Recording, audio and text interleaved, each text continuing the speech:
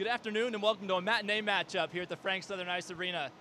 On the pregame show for Indiana Hockey, I'm Sam Weixler, and today here at the rink we have a very special guest, Coach Steve Aird, the head coach of the Indiana volleyball program. Coach, glad to have you here. Thanks, Sam. Good to be here. Excited. Now, you're a native of Canada, north of the border from London, Ontario, home of the London Knights, and they've had plenty of good hockey teams. But I want to ask a quick question about being Canadian. Sure. You've lived down here, you lived in Maryland, so you've been south long enough. How much snow is a lot of snow to you, and how cold is too cold?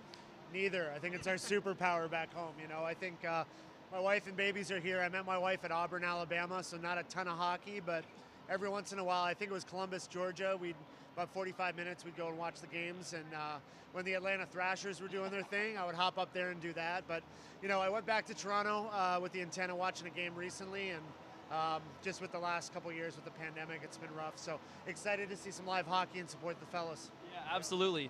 Big win last night, 10-1. I know you're very active on Twitter, and we definitely appreciate that.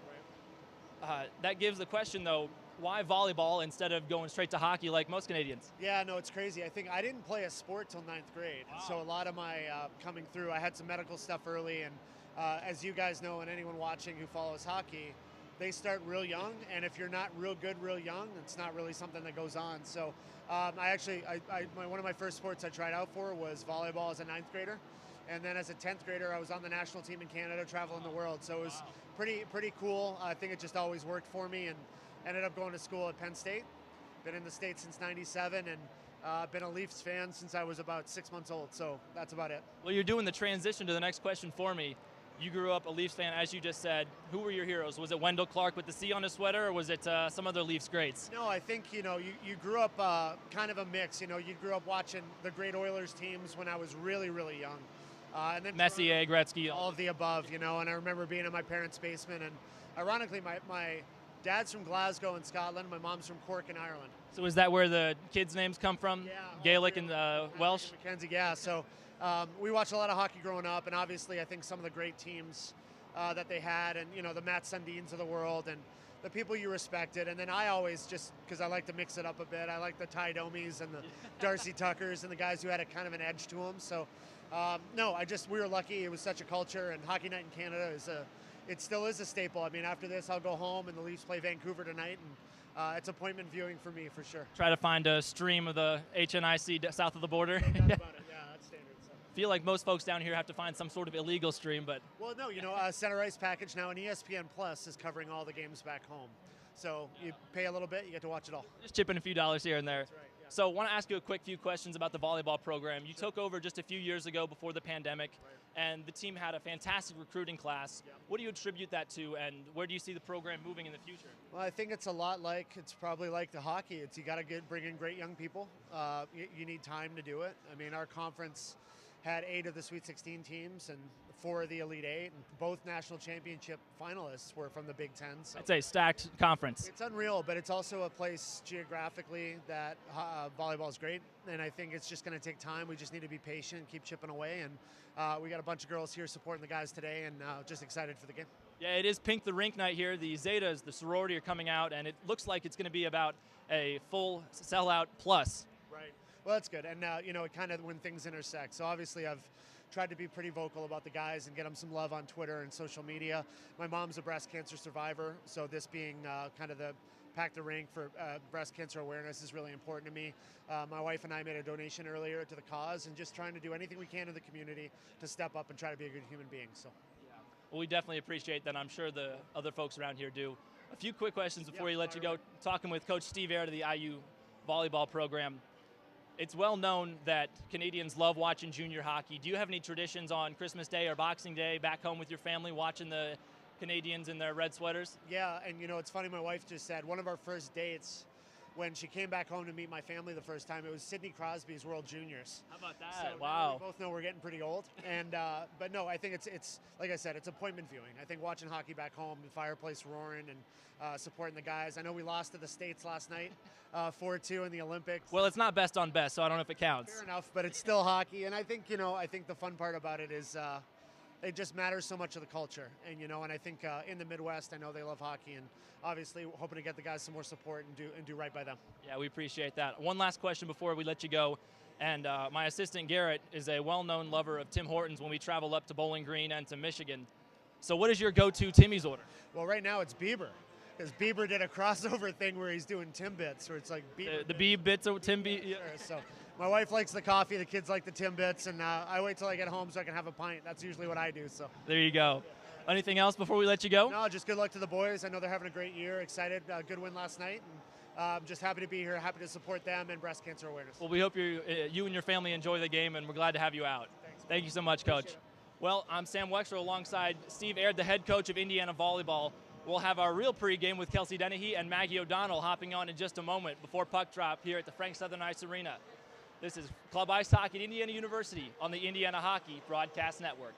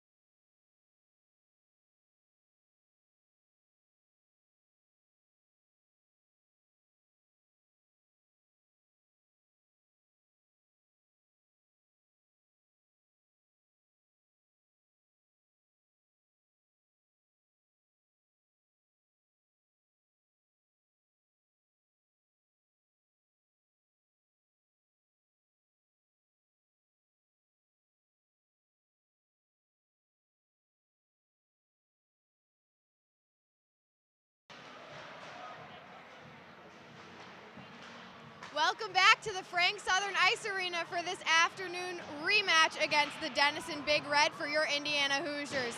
I'm Kelsey Dennehy here with our social media manager, Maggie O'Donnell, for Club Ice Hockey at Indiana University on the Indiana Hockey Broadcast Network. Maggie, thank you so much for joining me today. No problem. Thank you for having me. Absolutely. So, last night, big win for the Indiana Hoosiers, a 10-1 victory where we had all three seniors score on senior night, plus two rookie contributors and Jack Null scoring on his 21st birthday. This team has really picked it up in their 8-1 victory. So, can you talk to us a little bit about how the team has been working together, how they've been growing? It's obviously been a full team effort. Yeah, you can definitely see they're on an 8-game win streak right now. Their confidence is really up. Once they get that first goal in, it's pretty much 100% sure on and off the ice that IU is going to take the game. Absolutely. So like I said before, all three seniors contributed last night on the scoreboard, specifically Barrett McDaniel, who scored his first goal of the season last night, which is huge. And we learned a fun fact about him today. So he is a defenseman for the Indiana Hoosiers currently, but he did actually play forward for his entire hockey career leading up to it. 2 games into his first season with Indiana, he was switched to defenseman, and he's played ever since. Talk about his dynamic game and how that contributes to the team. Yeah, well, Barrett's definitely a really good all-around player. Obviously, this whole season we've seen him as a defenseman, and he's done great there. And then to see him come up and play forward in the past few weeks, it's honestly amazing. This kid can get anywhere on the ice. He gets low, he gets what needs to be done, and we saw that last night with his goal. Absolutely. So this is actually a pretty big game for the Indiana Hoosiers. If they win by 7 tonight, they look to move up in the rankings to 6th place in regionals, which is a huge deal. They've clinched their regional berth first since 2008. How do you think they're feeling going into this game today? I think it's really interesting, definitely, because we have such a young team with only 3 seniors. The confidence is key, I think, and I think with the sweep last night, we got 10 points to 1. The boys were feeling ecstatic after the game. I think we're going to go in strong to this one. For sure. Really looking forward to it. So, you're our social media manager. You do a lot of work for the team. Tell us about your favorite part that has been working for the team these past few years. The game days are fun, but I really love the practices, especially getting to interview the players individually and seeing their different personalities really shine out. They are such goofy guys, and they just are out there to have fun, and they're a big family, and it's great to see. Definitely a strong team, and we're really looking forward to watching them move into this playoff section next weekend. All right, puck drop is at 3:20 here at Frank Southern Ice Arena. Breast cancer, pink out the rink. We're really looking forward to it. Thank you so much for joining me, Maggie, and thank you for tuning in. This has been Club Ice Hockey at Indiana University on the Indiana Hockey Broadcast Network. I'm Kelsey Dennehy.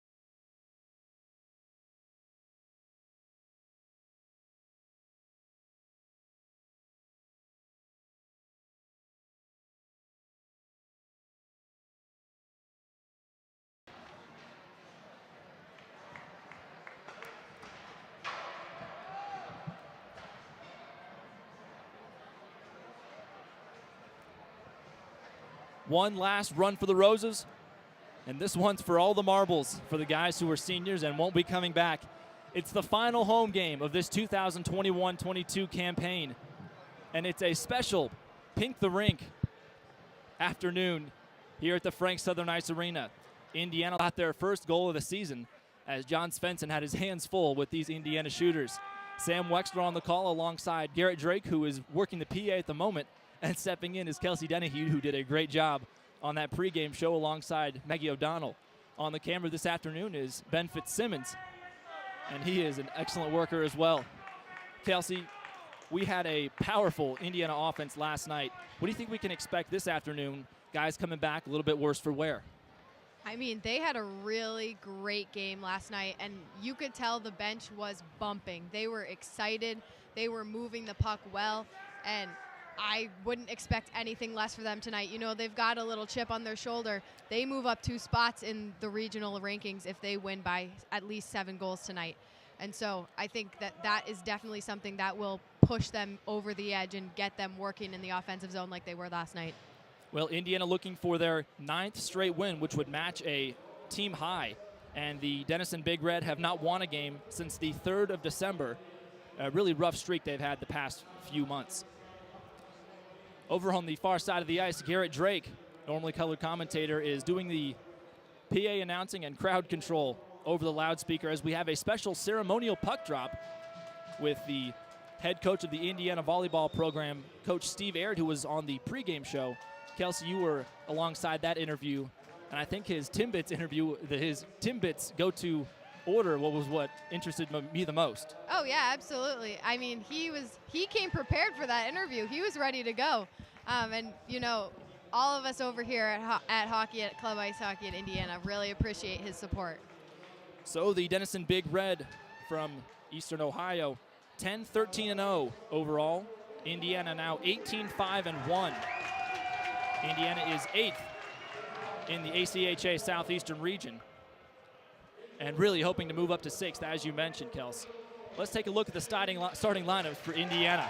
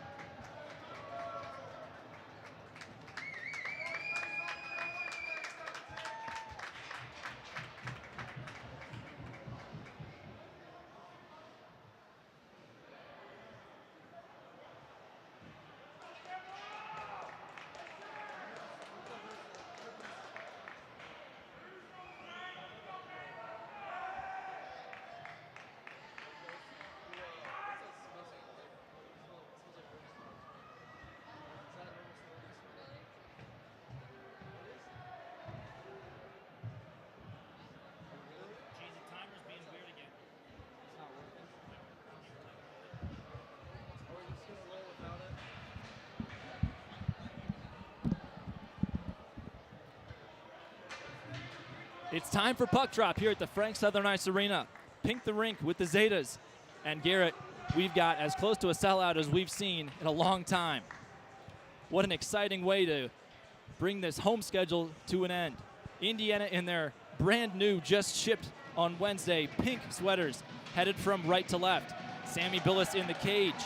An 11-3-0 record for Sammy as he got a win against Bowling Green 5-2 at the Perry Park Ice Arena in Indianapolis last Friday night. Back in the cage for Denison, still in their gray sweaters, is John Svensson, the junior netminder from Northborough, Massachusetts, now with a 4-8-0 record, averaging .533 goals allowed, not factoring in the big scoring performance by Indiana yesterday. Whacking it around, Indiana controls the zone. A quick deflection in front. D'Lo chops at the puck. He spins around and avoids a check. Svensson holds the line and lets his defenseman play it out of trouble. Big Red get a quick change, and it's pushed forward to McKay. He glides through the center circle, tucks it on toward Jack Knoll, who chases into the corner using his big body. Knoll, the birthday boy 2 days ago, had a goal. Offenbach now on the puck. He thinks about going through the trapezoid and then feeds out to Kicker at the blue line. To the near side boards. Goodfellow a shot. A centering pass kicked off the backside of Offenbach's stick. Knoll into the near side corner. We've played just over a minute here at the Frank. On senior night last night, a big performance from all three seniors. Each of them got a goal at least. Denison trying to win it back in their own end. A big collision as Knoll has it at the right circle. Holds, shoots off a body in traffic. The puck spins around in front of Denison's bench, and McDonald finds himself all alone behind the Denison cage. Takes a big shoulder from Canelos, who jams him against the glass. Offenbach holds the line at the right point and fires a shot in. Deflection. Smacked away, and it goes all the way across. And the play blown dead for icing. Denison threw it all the way across. So 18:15 to go here in frame number 1 of the final home game of the regular season for Indiana. Sam, we've seen this game start out a little bit differently than the one yesterday. Both teams look like they're up for the challenge today. Draw coming to the glove side of Svensson. Indiana punches it, and Roulette wheels it all the way across where Timmons picks it up. Chipped high into the air, and a 9-iron almost draws an icing, but Simoneau skates onto it, and Indiana will try and mount an attack. Simoneau lets his wide receivers, if you will, line things up, and Timmons tries to chip it over toward Jeremy. Will Jeremy, one of the fastest skaters on the team and the team leader in goals. He can really make the offense go all by himself, and he's a one-man rush sometimes. Denison pushes it against the boards on the far side on the attack for one of the first chances this afternoon. On the far side is Podesta. He gets tangled up, and Indiana whacks the puck free. To the near side in front of the packed student section. Over to our right side. As Simoneau punches it against the boards again, Indiana gets a full change, and Denison decides to do the same. 17.5. A shot on into Svensson's belly. He corrals it to stop play with 17:08 here in the first. Donuts and goose eggs up on the board. Denison's had some success getting through the neutral zone, something that they struggled with heavily yesterday, but it looks like they made some minor adjustments, and Indiana's going to have to counter. Indiana wins the draw cleanly for the most part as Krusch gets rugby scrummed into the corner. Whisked around to the near side. McKay holds the line. He dangles and dances through the defenseman into the slot. Now feeding to the near side corner where Chambers moves around. A centering pass. Deflection goes all the way toward Kenyon, who whacks it the width of the zone. Now to Krusch off a quick rebound. He lets a roller go to Chambers, who spins around at the goal line. Still loose, and now into the corner as McKay lunges but can't hold on to the puck, and Indiana loses the zone. Icing called at 16.5 to go here in the first. Chance for Indiana to get fresh legs on the ice here, and Denison's got to leave that same unit out. Shots on goal as kept by Kelsey Dennehy. 5-0 for Indiana, but the hits tell a different story, Garrett. 6-5 in favor of Denison as they've been in their own zone for most of the time. You can tell they're... Goodfellow swings a shot in. Another centering pass from Kicker, who had a goal last night. Kicker has emerged as a freshman that can really score and go end-to-end as a defenseman. Quick rush the other way and a big body collision right in front of the crease.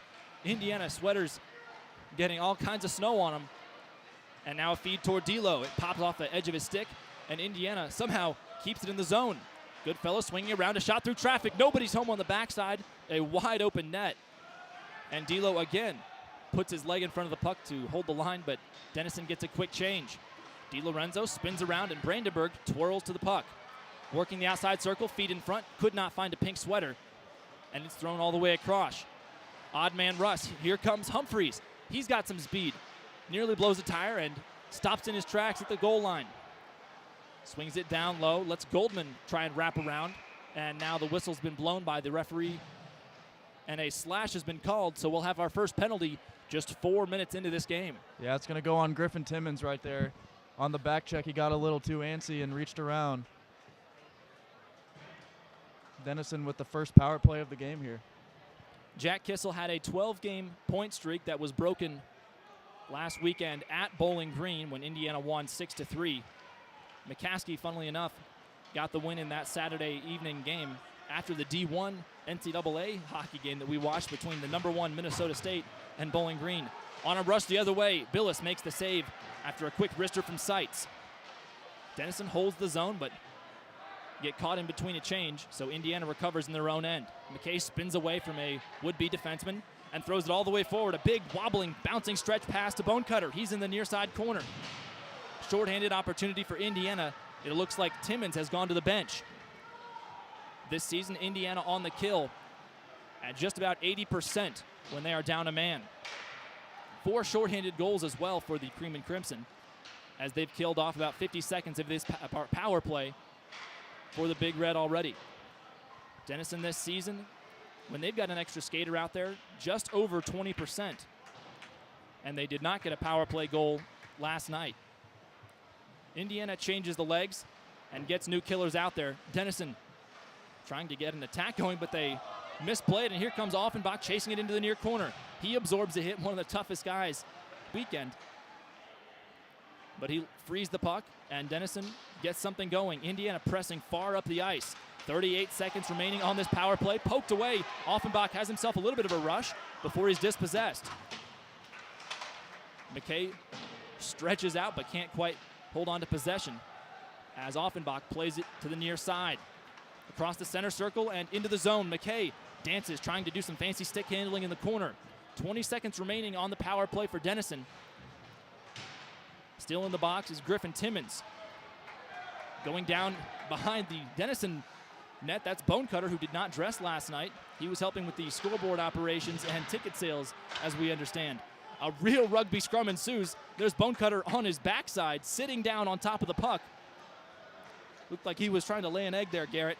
Indiana's shorthanded opportunity is over. Here comes Denison on an odd man rush. Indiana now has 3 back, and they're able to break up the attack right before it started. Whisked away as Simoneau finds Kicker right through the center circle. Moving forward over toward the stick of Kicker again. He shoots backside, second chance. Brandenburg couldn't find the backside. Vladislav Krush blows a tire on the far side, and the puck sails all the way across for an icing to stop play at just about 7 minutes played here in the first period. No score for either side. Garrett, we saw a plethora of goals come in the second and third period yesterday. Just 1 for Indiana in that first period, so not quite a surprise that they don't have a red-hot start. Yeah, slow starts have been really one of the only issues they've had all season long, but in the second and third, they know how to heat it up. Rister from the blue line goes straight into the leather, and Svensson stops play with almost exactly 13 to go this time. I was also going to mention that was a dandy play by Will Kicker to get that puck into the offensive zone, and they were able to stay on side and got a pretty good look, and the boys look pretty good in pink, Sam. Those are some pretty sharp sweaters. Timmons holds the blue line, feeds it along the length of it to Barnett. His shot goes to the backside. Krush whacks at it and scores! Vladislav Krush draws first blood for Indiana. 12:54 in the first, 1-0 for the Hoosiers here on Pink the Rink afternoon. What a way to get things going. And Garrett, that might be the 5th game in a row we've had a real announcer's jinx, whether good or bad. No question about that, Sam. And we take a look at the senior scorers from last night. Vladislav Krush got 2 goals yesterday, and he's got a hat trick on the weekend now. Cade Kenyon and Barrett McDaniel also joined him in scoring as well. So that means that Vladislav Krush is back to being tied for the lead on Indiana with goals. He's got 15, as does Will Jeremy, who punched in one last night to add to his total. Denison playing the puck forward. They got a bit of a rush going. On the far side boards is Holman, one of these captains. Centering pass, doesn't find a gray sweater. Scooping it up at the blue line is Canelos. He flings it into the near side corner where it swings around back toward Goldman. Dumping it and leaving it for Holman again. Shot in traffic. Couldn't get a full power up on it. Canelos loses it. And now a battle right behind Indiana's cage. Billis hugging that near side iron, making sure nothing squeaks past him. Offenbach goes down onto a knee to block a quick pass. And the puck slides all the way back into Denison's zone. A big body check by McDonald on the forecheck. He's moving around, now gets sent down onto his shin protectors. Indiana really has an attack going now. Shot for a deflection, kicked away by Svensson. He's got active legs that we saw last night and already so far today. McDonald working the trapezoid, gets pinned up by Seitz. Finally squeaks away from it, and Simino moves in. A quick shot from sharp angle. Looked like it was Jeremy on the shot, and now it's tucked between the legs and behind Svensson. Doing a little reach around to keep the puck in. That puck was still loose momentarily right by the post, but Svensson able to cover. So the score remains a single tally to a donut for Denison. Vladislav Krush, the goal scorer. Indiana wins the draw in front of the Denison bench. A quick deflection, McKay pushing it, but another good save by Svensson. We've got a delayed call in the corner, and now some real pushing and shoving. Will Jeremy takes a big swing at somebody. Denison's throwing punches. It's Yavari in there for the Big Red. The linesmen are trying to break it up, and the crowd has all run up onto the glass and banging on it furiously. Finally, cooler heads prevail, and Nathan Tazarski, the Indiana captain, is incensed with the linesman and the referee finally taking a deep breath and expressing himself. But there's going to be a charge. And we'll have to wait to see how the referees and linesmen decide to dish out penalty minutes. And Garrett, I have to assume they'll be dishing them out like they're free. 11:33 to go in the first. Indiana still leads 1-0. And shots on goal right now, 12-1 for Indiana. Denison has not had much in the way of offensive pressure. Yeah, it looks like the box is filling up here. We're going to wait for the penalties to get put on the board.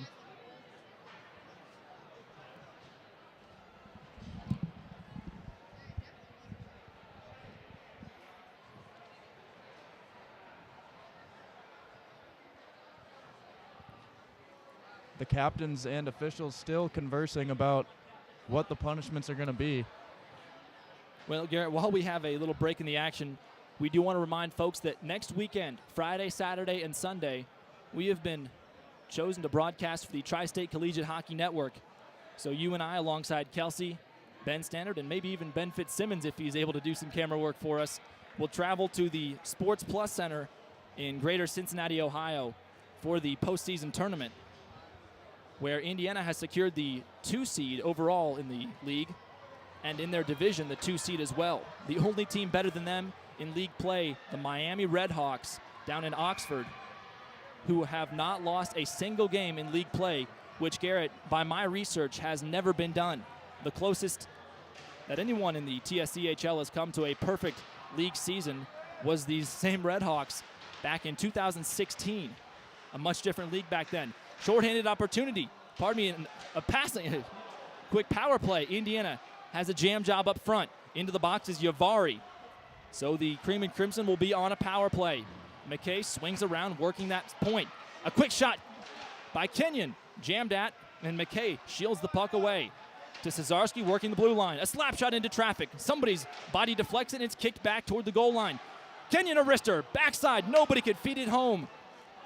And Cesarski reaches for it, but cannot make the play as Billis whacks it forward. McKay was right there for the rebound, but it went over his stick. 69 seconds left on the power play for Indiana. This season, just about 29%. D'Lo fires a wrister in. Another body absorbs the shot, and Billis plays it, chipping it off of his own cage. 10.5 to go here in the first. 1-0, Indiana on top of Denison in the final home game of the 2022 season. DiLorenzo, another quick guy, chopping his feet, clears the blue line outside the circle. to Jeremy. His shot to the backside. Krush, deflection, gets kicked away on the second chance opportunity. Still 40 seconds on the power play. Backside, DiLorenzo couldn't put his tape onto it. He dances around the goal line, keeping his eyes up. Looks for an option still on the power play. Feeds to Jeremy backside. His shot, a wobbler, sails through the sky and smacks off the glass. Under half a minute to go on the power play. Krush, a wraparound, close angle, and Svensson slams his leather on top of it to stop play with 20 seconds left in the power play, and 9:53 here in frame number 1. So far, this first period is playing out eerily similar to the game yesterday. Indiana with a 1-0 lead, and the chances have been aplenty as Svensson has had trouble covering up the puck once again. 19 shots in 10 minutes, Garrett. Denison has only had 1 shot on goal so far. Jeremy with all kinds of speed over to the right dot. Thinks about it, trying a wraparound. Holds on, waits for help. Sweater fluttering in the wind as he speeds around the ice. Indiana no longer on the power play. D'Lo getting bounced around in the corner as Micheli absorbs a big body check. Played forward to the stick of Podesta. It rolls off of him, and Billis punches it against the glass. Near side, Krush gets tangled up with the feet. Some incidental contact, but an over and back offside is called on Denison, and that'll stop the clock at just a bit over 9 minutes to play here in the first. Hits are 13 for Denison and 8 for Indiana. And Garrett, I think that's a pretty fair number so far. A lot of big collisions, just as we saw last night. Offenbach wins the faceoff cleanly for Indiana as they play it around in their own zone. Flinging forward, it chops off of McDonald's stick and into the far corner. Denison defenseman Salerno panics and finally gets it free to Humphreys. A slammer gets punched out of the air by Svensson, making the save. Indiana still on the attack. They've got Denison hemmed in their own zone. McDonald getting played with and toyed with. Now we have a cross-check, it appears, the referee in the near corner making the signal with his hands. So 8 minutes and 48 seconds here in period number 1. And we could be looking at another power play for Denison.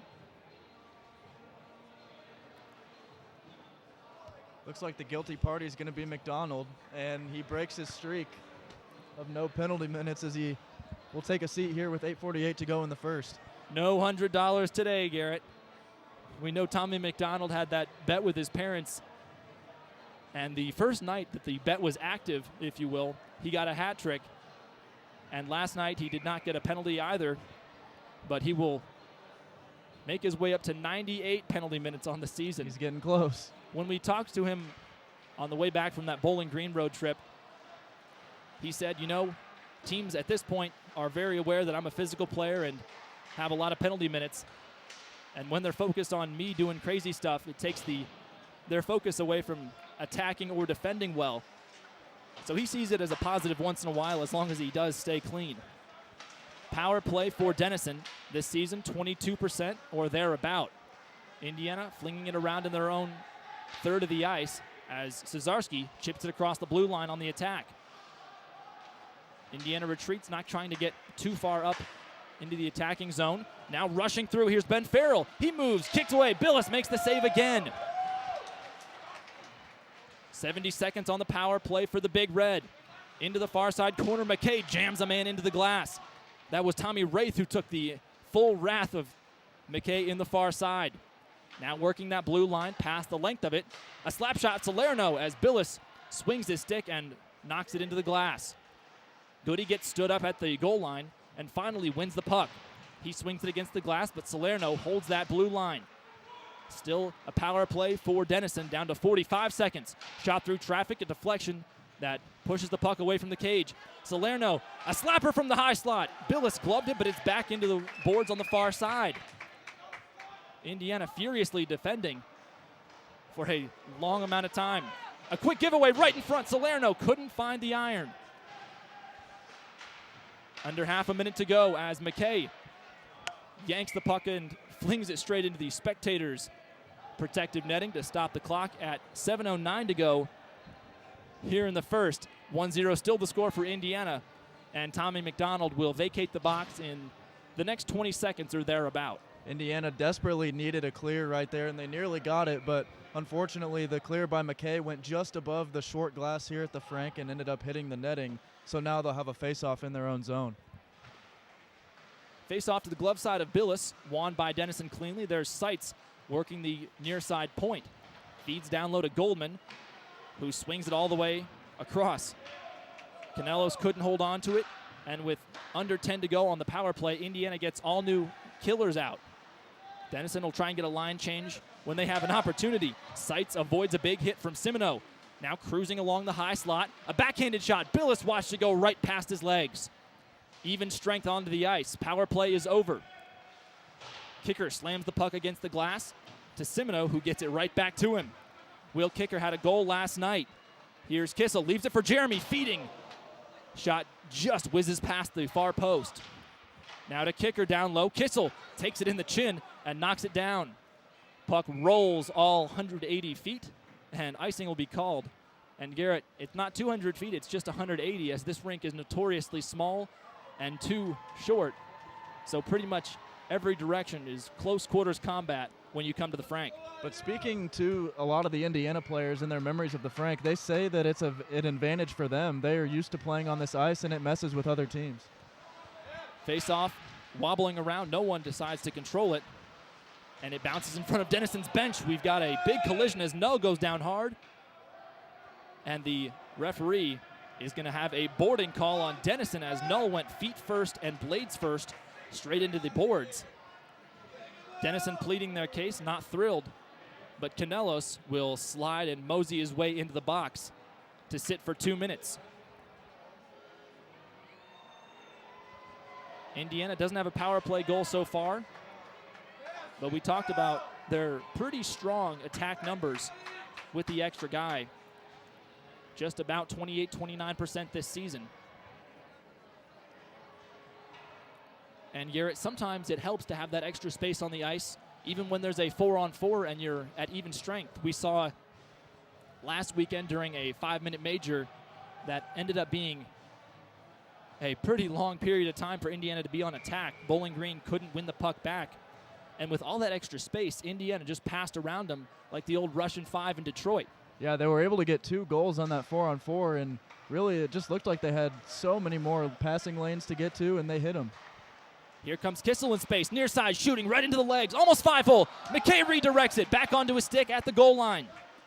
Power play for Indiana. Denison, goaltender, lost his stick momentarily, had to have a defenseman help him. Now McKay working the hash marks on the circle.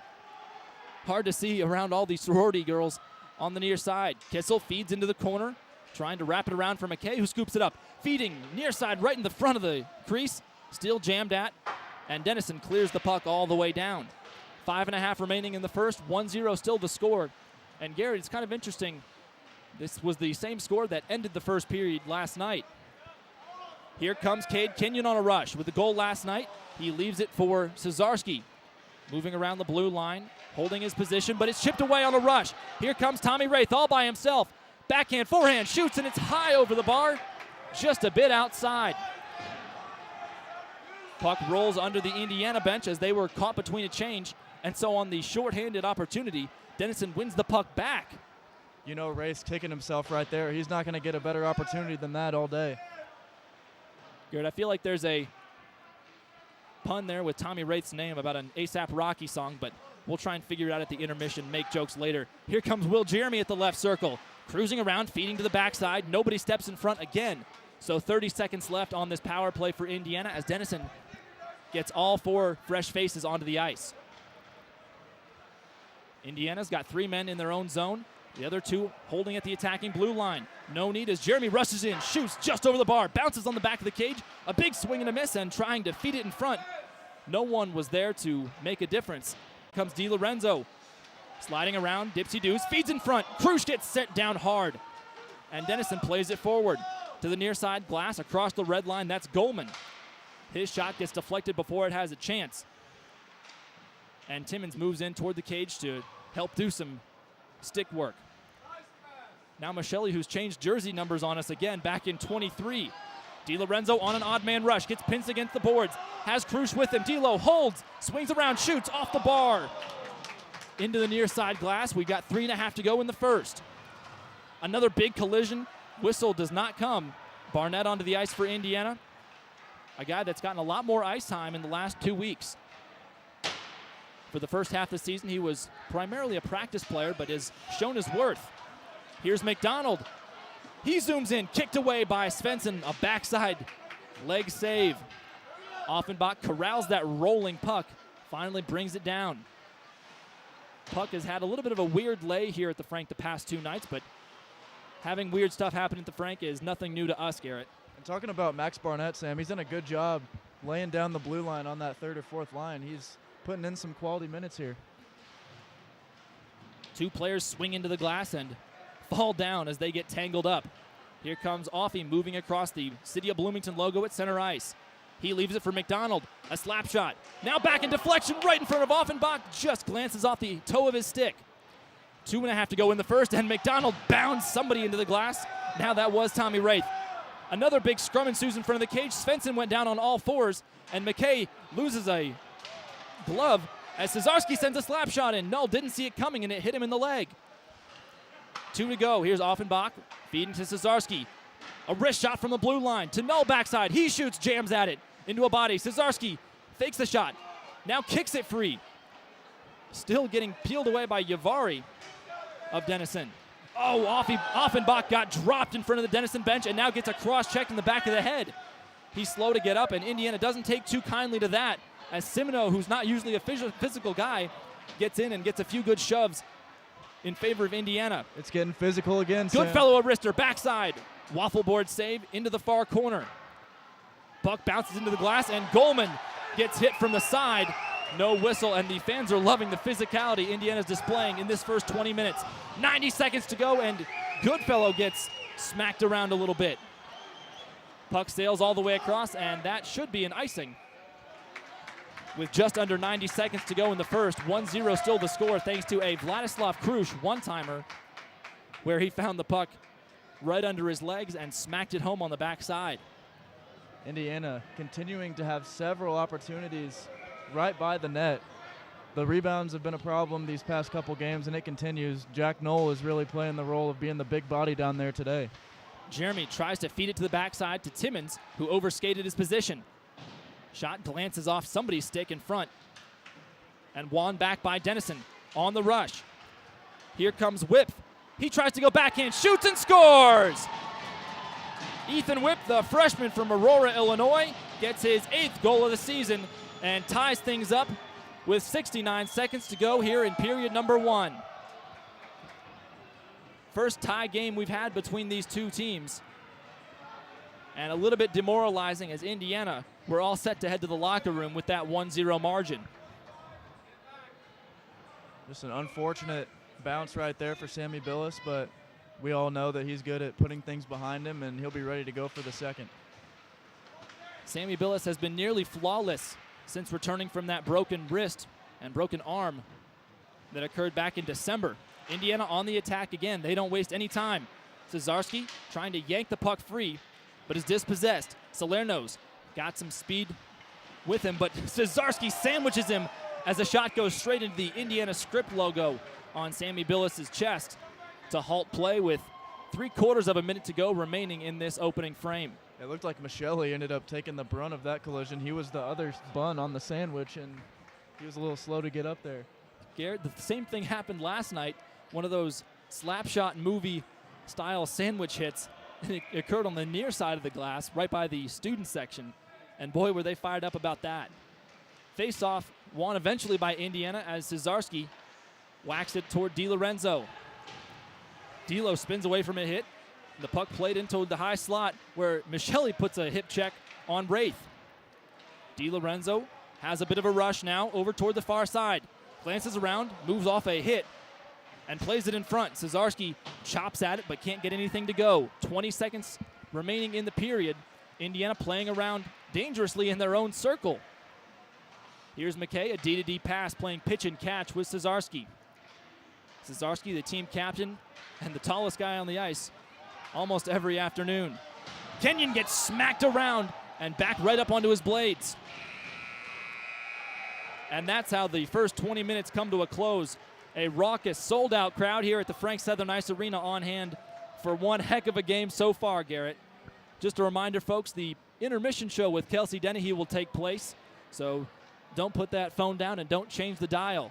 Garrett, any final thoughts before we send it to a quick break?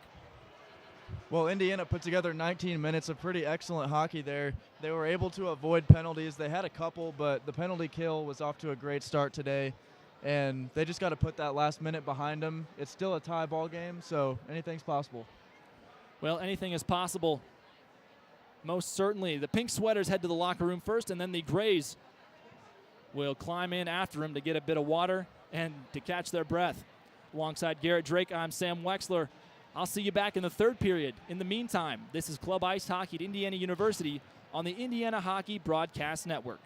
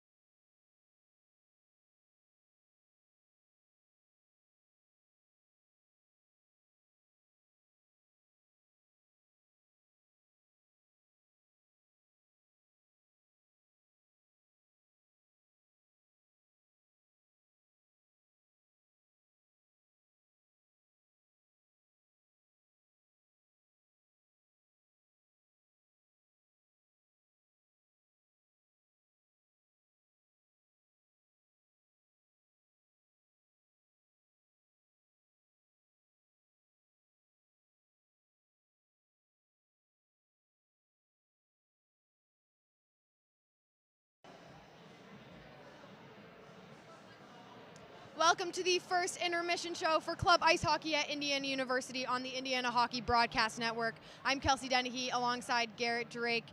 The Hoosiers are tied 1-1 with the Denison Big Red after a 10-1 victory last night. Garrett, give us your rundown on the period. Well, the first period was eerily similar to what we saw last night. Indiana jumped out to a 1-0 lead, and the goal that they gave up with around a minute left was really just a bad break. I wouldn't expect that to really have an effect on them going forward in this game, but Denison, they picked up the physicality. You know they're feeling a little salty after last night and having to come all the way back down to Bloomington today, but I'm just hoping things don't get too out of hand here. Absolutely, and you mentioned the physicality. This first period has been very physical. We're looking at 7 penalties just in the first period alone. Pretty even. Indiana has 3 and Denison has 4. Excuse me, math. But we're definitely looking for the second period to pick up some shots on net, and you know they really have been running the offensive zone.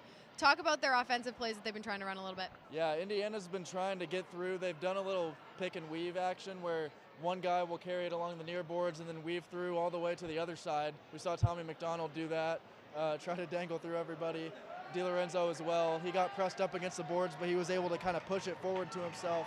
But Svetsson, the goalie for Denison, he's continued to let so many rebound opportunities happen, and Indiana just has to have a guy there to be able to tap those in. Right, absolutely. And you know, we were talking about this yesterday, and I said, I think Indiana is the first second period team that I've ever seen. When we're looking, you know, when they're looking to put up goals, they're coming out of their first period and they start, they get the momentum going, and their second period they come out flying. So hopefully we get to see that going on in the second period. Yeah, it's really been incredible how well they played in the second period all year, and hopefully that continues today, as I'll be on the play-by-play and you'll be there with me. So absolutely, it is 1-1 Hoosiers Big Red. This is the start of the second period here for Indiana Hockey. I'm Kelsey Dennehy, this is Garrett Drake, and you're watching the Indiana Hockey Broadcast Network.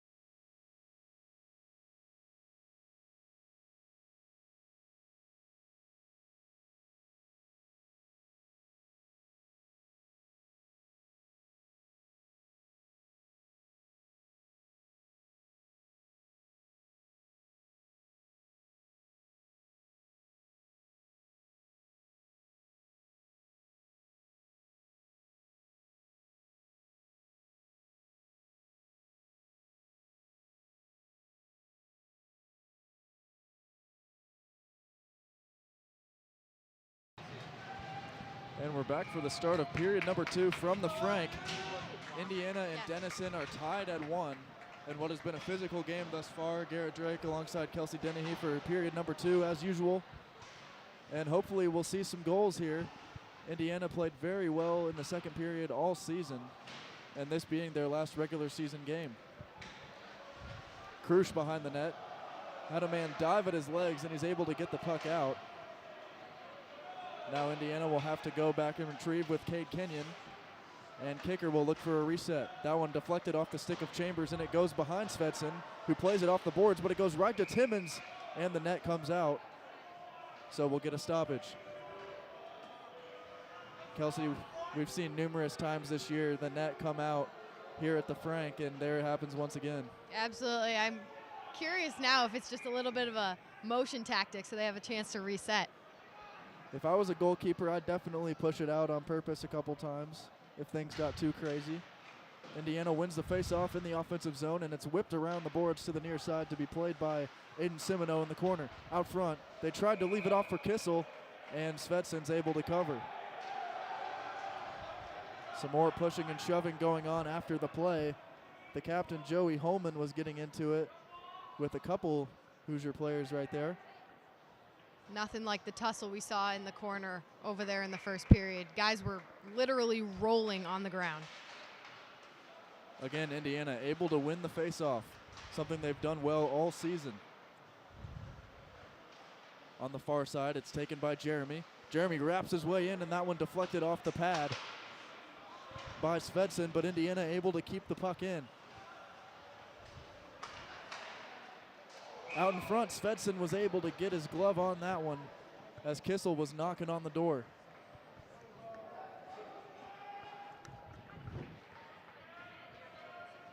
.18:53 to go in period number 2. Indiana still looking for an opportunity to end this tie. They've gotten a couple shots on Svensson early, but he's proven quick with his glove hand. Again, they win the faceoff. Timmons, cross ice pass, McKay with the backhand, and that one is on top of the net. And Svensson's able to cover, as technically that's still in play. That was a great, great look. You could tell that they kind of had that going and they were working it through, and Denison, their heads were just spinning. So we'll get another face-off from the near circle. It'll be number 29, Will Jeremy. Denison controls, and they're able to, they don't get the puck out as McKay keeps it in. Here's an opportunity. Kissel leaves it off Simoneau, and that one went just wide. Aiden Simoneau with a great look right there, and he gets shoved into the boards in the near corner. McKay retrieves the puck. Kissel centers it. Not really an opportunity for a shot there. Off a good pass. Indiana gets a couple new skaters on the ice. Nathan Cesarski is back. Timmons bringing the puck through the neutral zone. He gets a screen from Simoneau. And they're going to call an offside, I believe. Let's see. I think the puck went into the bench a little bit there, too. Popped off the glove.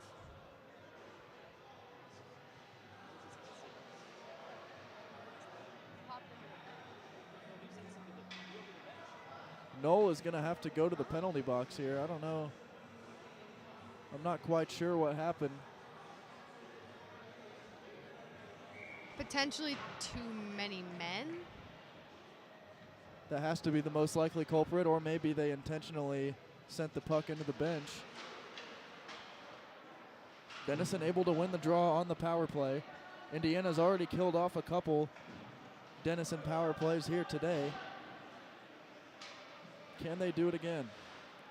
On the far side, that puck is taken by Canelos. And now they'll burn off some more time as a good play by Max Barnett to send it back down towards Billis. And Cesarski able to clear. That one nearly got on net. Svensson started sweating a little bit, but he didn't have to knock it away. 17 and a half minutes to go in the period, rather. 1:23 on the penalty. That shot went wide and hit the back glass. Bonecutter takes a big hit along the boards, but he's able to get the puck back into the Denison zone. Weaving through defenders is Tommy Wraith. Wraith with a shot saved by Billis on a good play there. Wraith got that one off his stick quick. Denison able to keep the puck in the zone. Wraith chases after it once again with Cesarski. It's tough to push number 20 in pink off the puck. That's one thing for sure. Oh, a big hit. Nathan Cesarski just absolutely leveled Trevor Seitz. And he moves out because he knows. And he's going to have to join Knoll in the box, it appears, after that one. So it'll be a 5-on-3 for Denison for 46 seconds. I honestly don't even think he meant to hit him as hard as he did. He just went up, and that guy just happened to be in the wrong place at the wrong time. Well, it looked like Seitz got caught with his head down a little bit. Yeah. And that's never a good thing. His helmet came off. That's how hard he hit the ground when falling. Indiana able to clear as they now go to the 5-on-3 penalty kill with Kicker, Goodfellow, and Jeremy on the ice. Some of their fastest skaters, no question. Kicker denies the puck there. That one bounced off the pad of Billis and almost found its way in the back of the net. Fortunately, it didn't, and Indiana able to clear that one as Jeremy deflects the puck out of play. 19 seconds to go until it'll be 5-on-4 in favor of Denison. Denison's definitely starting to gain some momentum, and a 5-on-3 does not disappoint their action. Indiana's found pay dirt in the second period on multiple occasions yesterday. They've yet to really have an opportunity today, and part of that is they can't stay out of the penalty box, Kelsey. Working his way in with the puck and stopping there is Nick Salerno. He plays it up towards the blue line. It's kept in the zone. A close play, but Lempia able to keep it in. Kicker with a good knockaway there, and now it's 5-on-4. McDonald enters the ice, and that one flipped in and trapped in between the legs of Sammy Billis.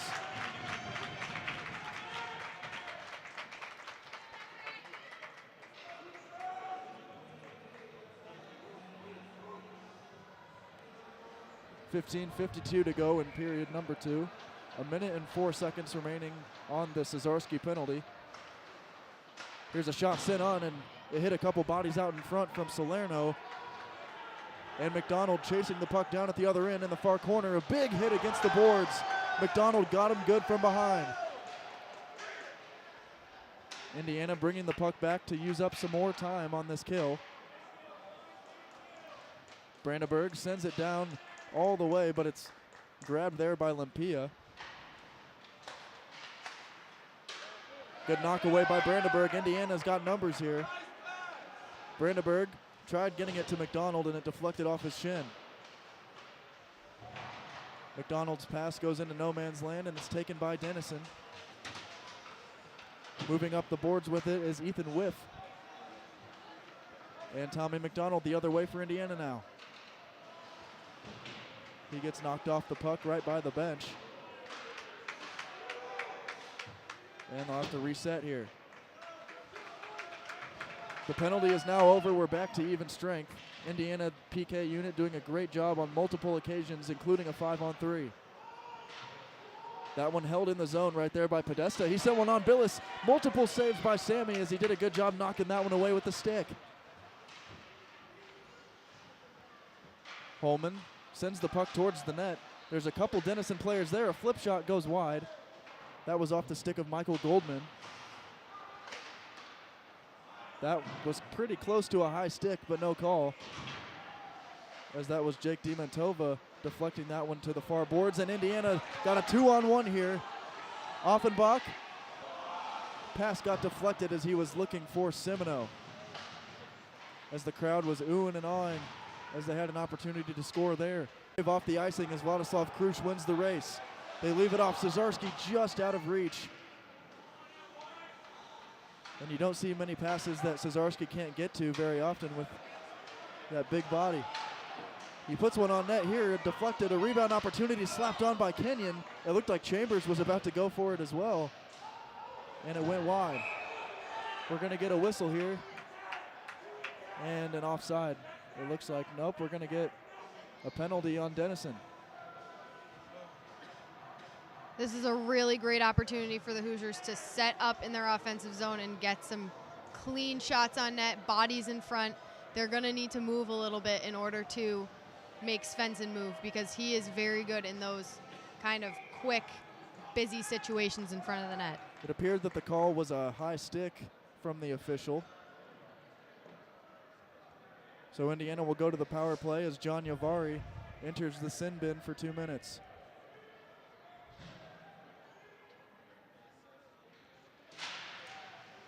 Offensive zone draw controlled by Indiana momentarily. Denison tried to clear, but they were unable to. McDonald whiffed on one right in the slot. He was looking for a goal there.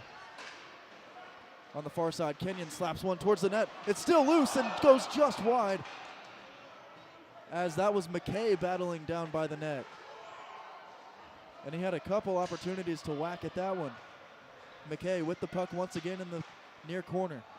Cesarski sends one on that went wide. And now they'll have to go all the way back to retrieve and get some fresh legs on the ice, as Denison gets a line change as well. Kissel able to win the race. That backhander went across the crease. And Denison able to clear as Billis has to stop that one. And he'll scoot the puck over to Cesarski with 12:20 to go. A minute remaining on the power play for Indiana.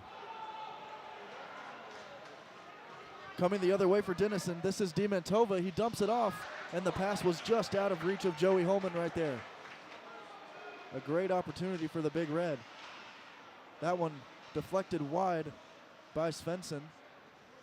Vladislav Krush with the puck now in the far face-off dot. Bringing the puck in and leaving it off out in front. A diving play and they score! It's Vladislav Krush, his second of the game and fourth on the weekend.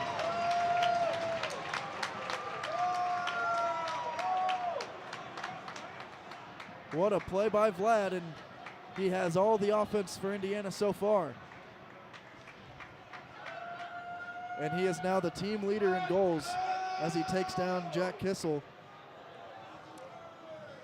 We've seen Vladislav play a determined game all season long, and these two nights especially, he has been really working to get those pucks in the net. It's goal number 14 on the year for Vlad, and he's got 2 goals in back-to-back days and plenty of time to try to. We've got a hat trick watch pretty early in this one, Kelsey. Yeah, absolutely. Not a bad thing at all.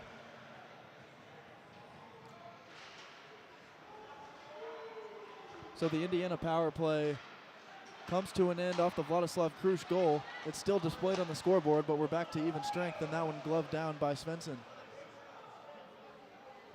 Off the stick of Jack Knoll. I think everybody took a little bit of a sigh of relief.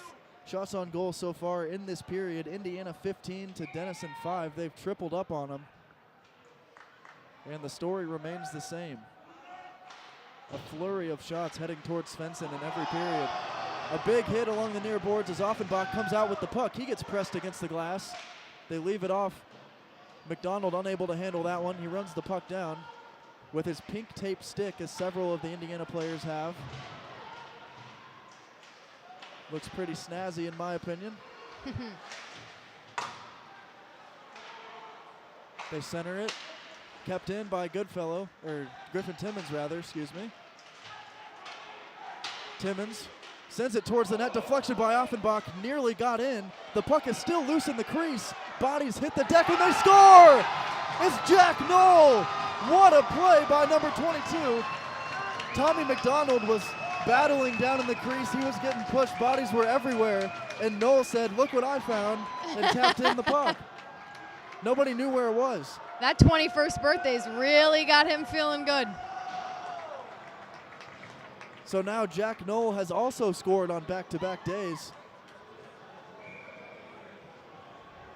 And again, the second period strikes for Indiana. I don't think I've ever heard it before, but a second period team does exist. They win the face-off, and Kicker plays it off the boards. Running it down is Chambers. He left the puck out in front, but a good job by Joey Holman to get that pass out of harm's way. A stick lift by Kicker wins the puck battle. Kicker tried gloving that one down, and now Holman going the other way. He gets out in front, but he loses the puck momentarily. 10.5 minutes to go in the second frame. Indiana now up 3-1 on goals by Krush and Knoll.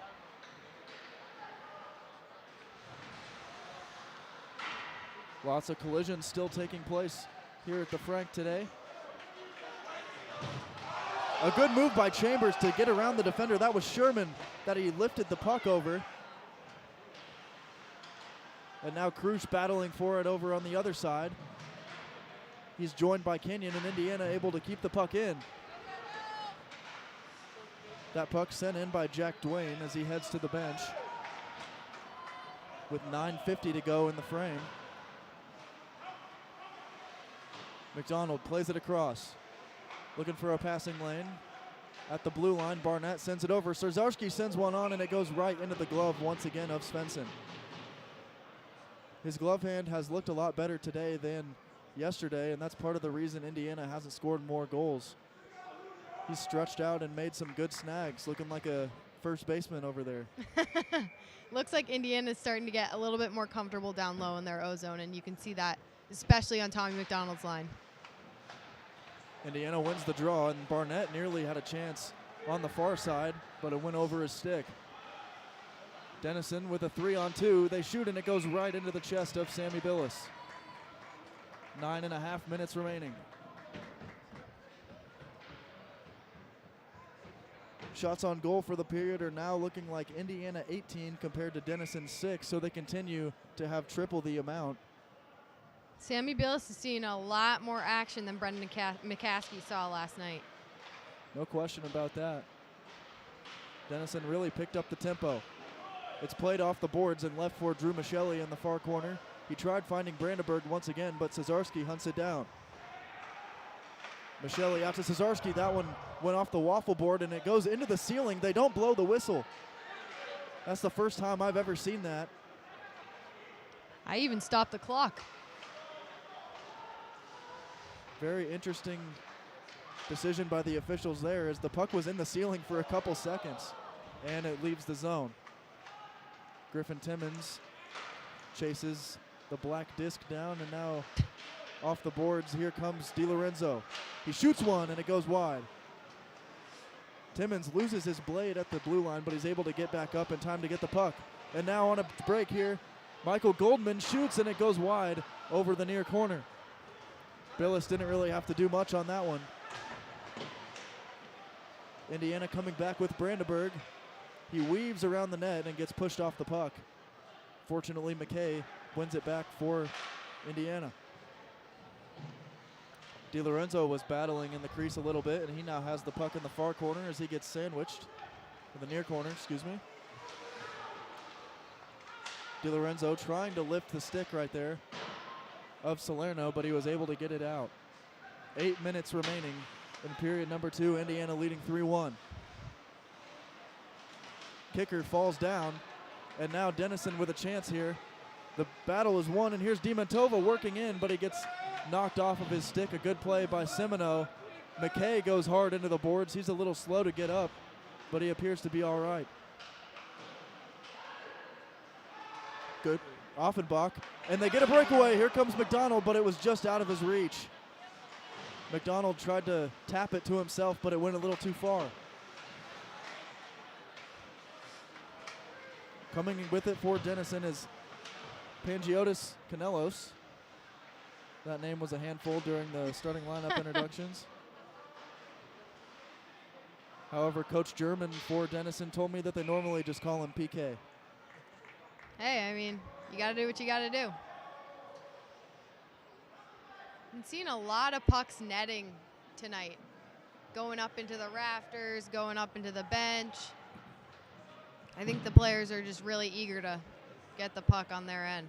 I still can't believe that we didn't get a whistle when the puck went in the ceiling over by Svensson. Yeah, that was definitely bizarre. I was ready to stop the clock over here, and I guess the officials weren't. The players were just looking up, waiting for it to come down. It looked like a game of 500 or something. Chambers able to get the puck out of the Indiana zone.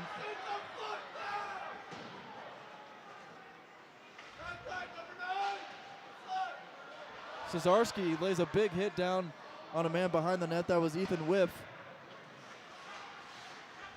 And Krusch tried leaving it off for Cesarski, but they were both going towards the puck at the same time.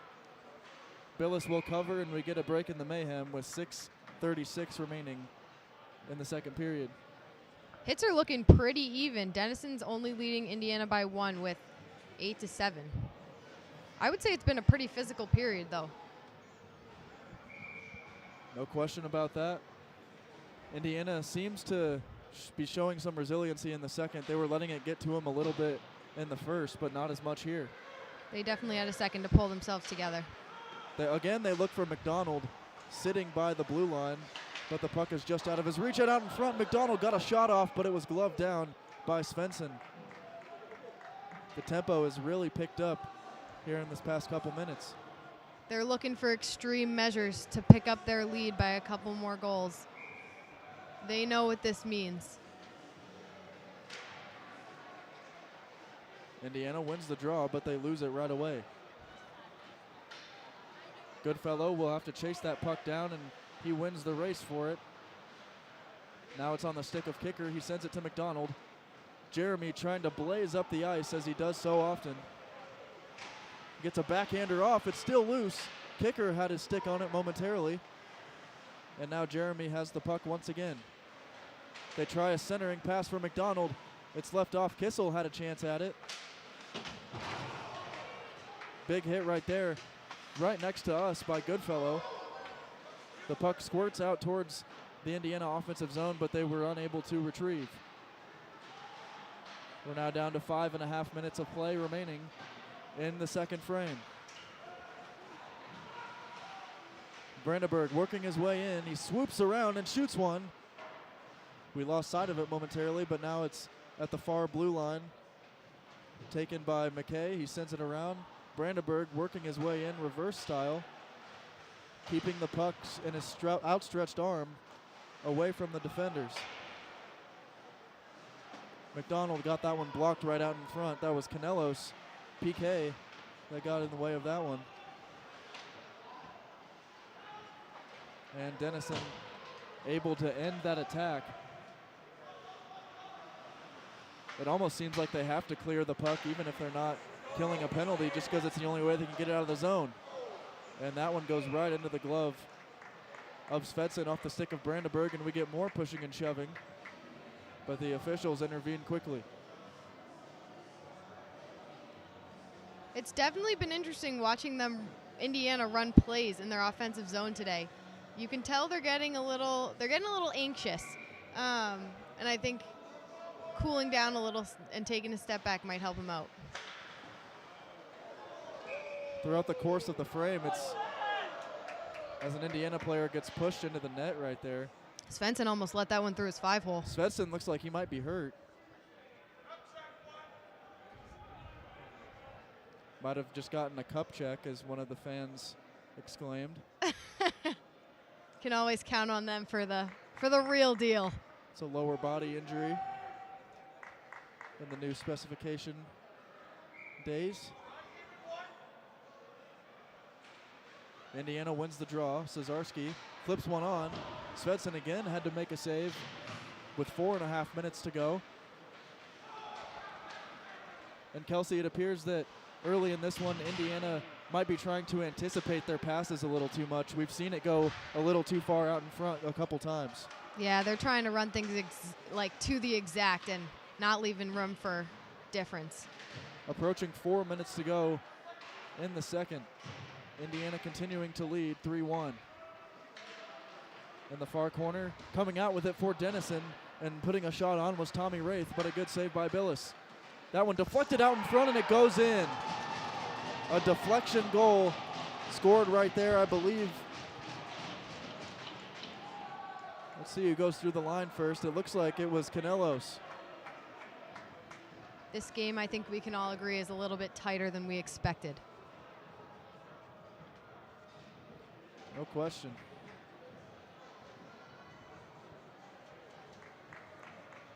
Cade Kenyon just looked over at the crowd, frustrated. I think I saw a little bit of an eye roll over there too.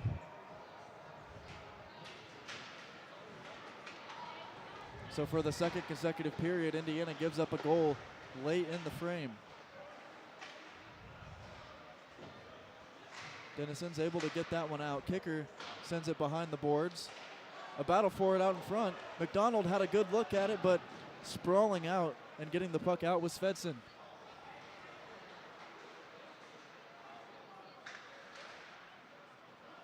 The puck sitting in the neutral zone. Kicker able to send it back in. Vladislav Krush in pursuit right there, chasing it down.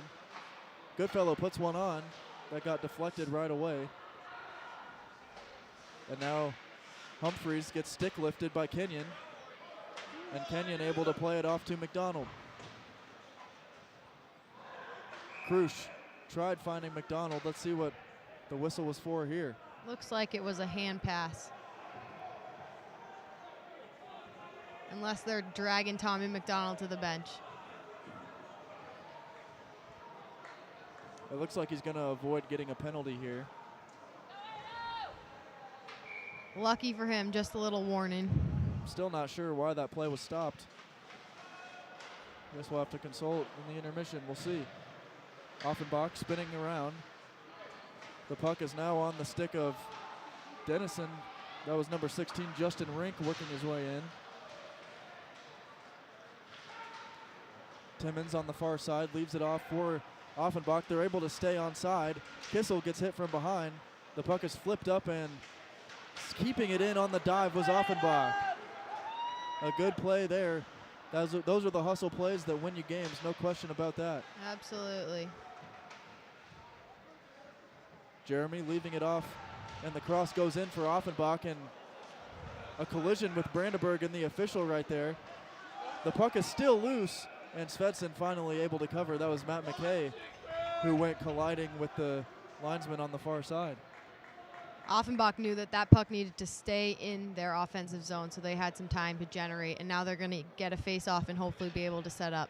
I don't know which is scarier, being a hockey official or a football referee, but it seems like we see the hockey officials get hit more. They fell, I think, like 3 times last night And trying to cover plays. And you're also on skates yourself, so you got to keep your head on a swivel, no question. Yeah.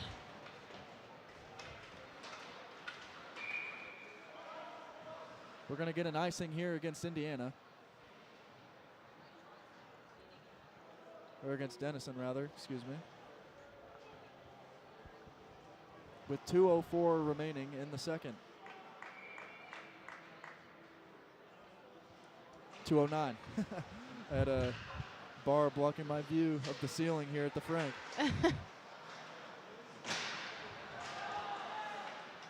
Cesarski, cross-ice pass. They work it around to the slot, and out in front, nearly poked in by Chambers, but it went wide. Cesarski able to keep that one in, and it goes out of play, heads up over there. They are getting antsy with those passes, sending them into everywhere, I guess, but the net right now. It looks like they got saved by one of the Bloomington Blades banners over there as they lifted it up so they could see underneath. Go Blades, I guess.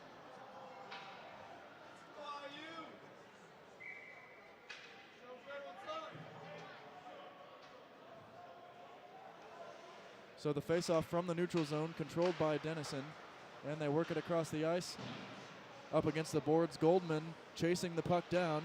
Barnett in pursuit, and he gets a shot off that Billis easily blockered away. Working his way in is Will Jeremy. Jeremy, toe drag, shoots. It's deflected out in front, and it goes into the near corner. 1:20 remaining in the second.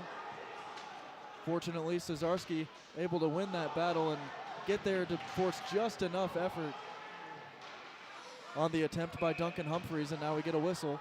That was a little bit of a scary puck bounce going on in front of the net over there. With 1:11 on the clock.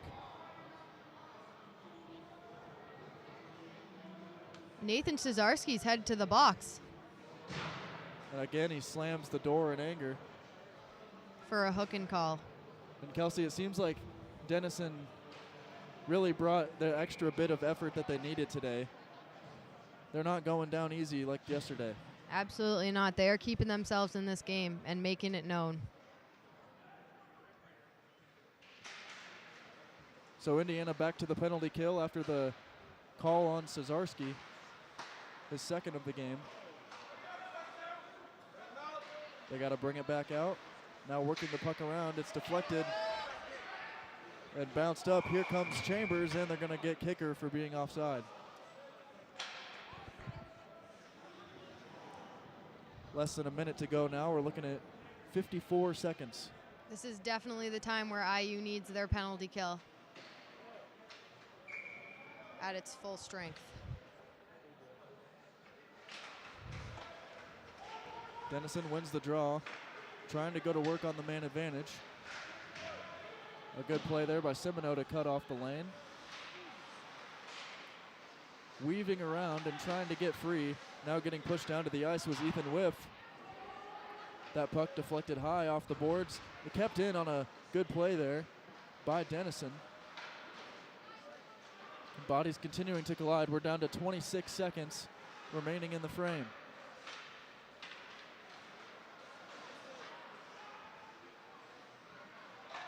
They center it. A slap shot got whiffed on a little bit and never found the net.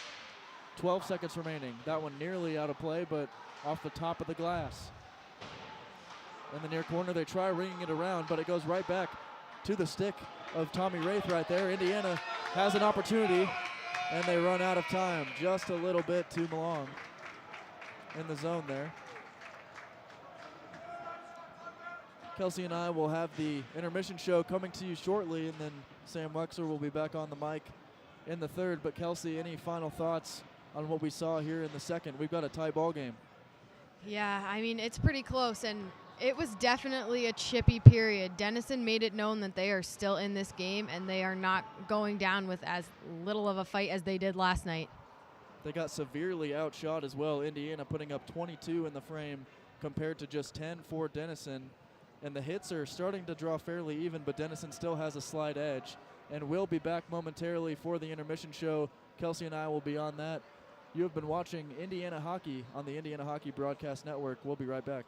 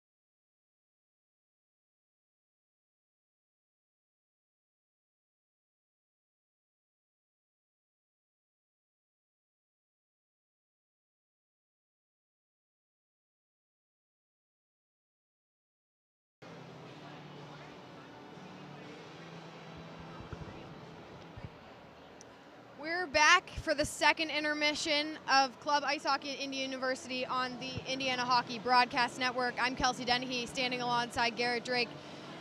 Indiana Hoosiers only lead the Denison Big Red 3-2 coming out of the second frame, and it has definitely been an interesting period. Garrett, give us the rundown. Denison showed that last night does not Lead 22-10 shots on net, but Denison Svensson is practically standing on his head at this point, keeping shots out of the net.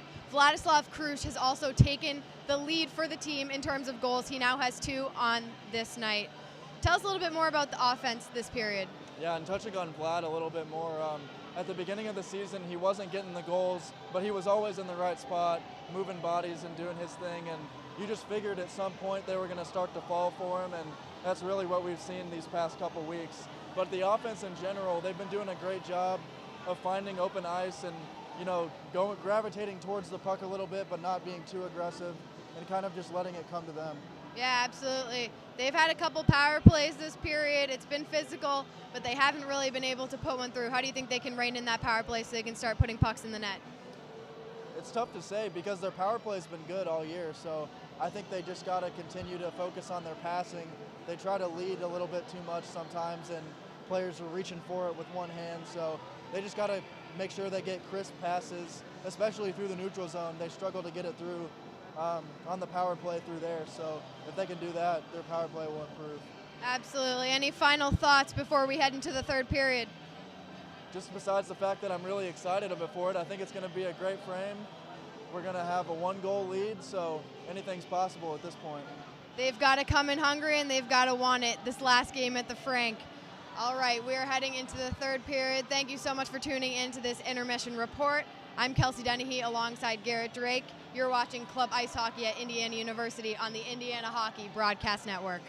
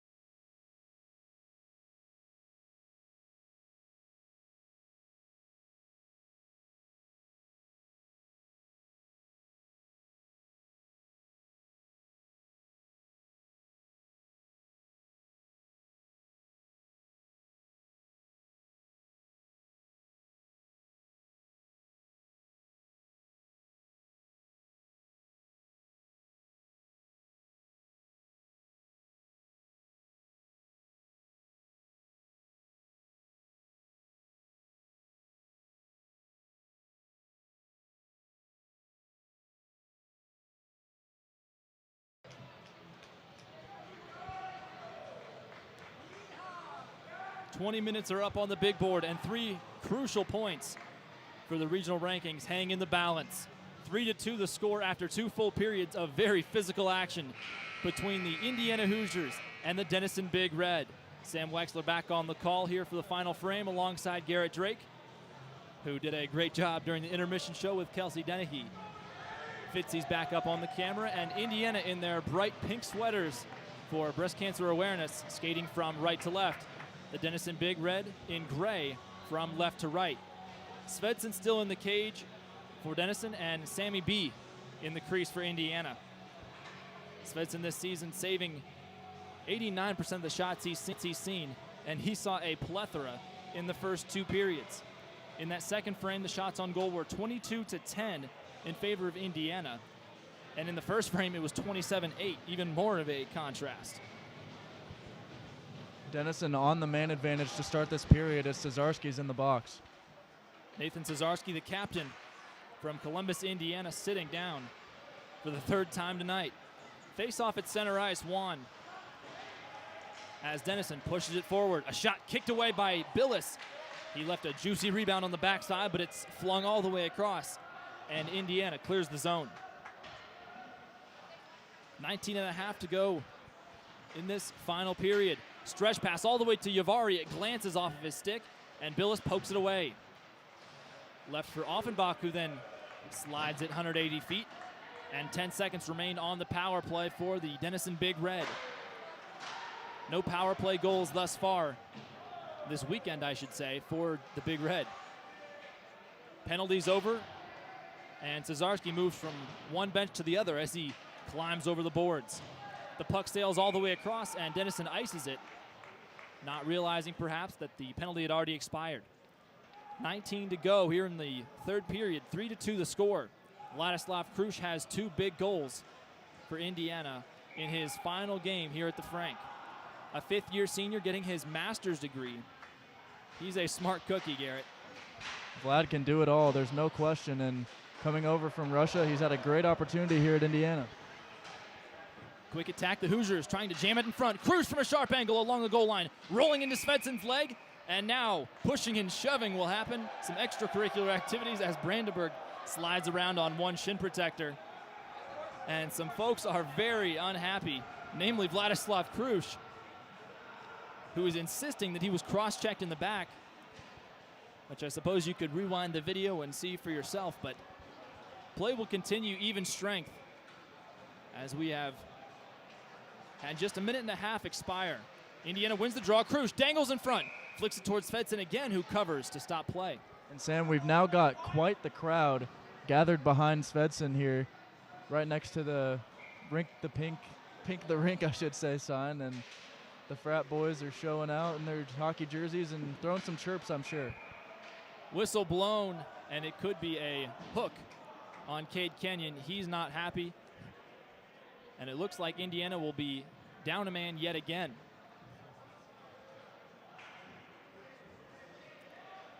On the contrary, Garrett, Trevor Seitz, the junior, and one of the alternate captains for the Big Red, tucks himself into the box and pushes the door shut firmly, so Indiana will have a power play opportunity. Garrett, the ice has been tilted in Indiana's favor all afternoon, and I'm sure they don't need much more help than they already have, keeping the puck in the zone and mounting an attack for an extended period of time. Circling the wagons in their own zone, and Cesarski speeds forward. Ice hasn't quite melted and frozen back around like we expect it to normally. A little bit wet out there. McDonald behind the trapezoid looking for a feed. Has his eyes up. Now to McKay. Cesarski, a one-time slap shot. Kicked away. Rebound goes into the corner to Tommy McDonald. It's spinning around like a coin on top of a table. Finally flicked forward, and Sherman moves forward, clearing the zone. 40 seconds have elapsed in the power play for Indiana as both sides get a full new crew out on the ice. Here comes McDonald, whizzing through the defense. In the slot, shoots, deflection, back toward McDonald. Couldn't swing and get it onto his stick. Another Indiana player blows a tire in turn 1, and the puck rolls all the way across as we are a minute remaining in this power play. Shorthanded opportunity. Yavari gets it kicked away from under him. And no shorthanded shot comes for the Big Red. Indiana gets new power play legs onto the ice. And Jeremy's at the right circle. He shoots right into the glove.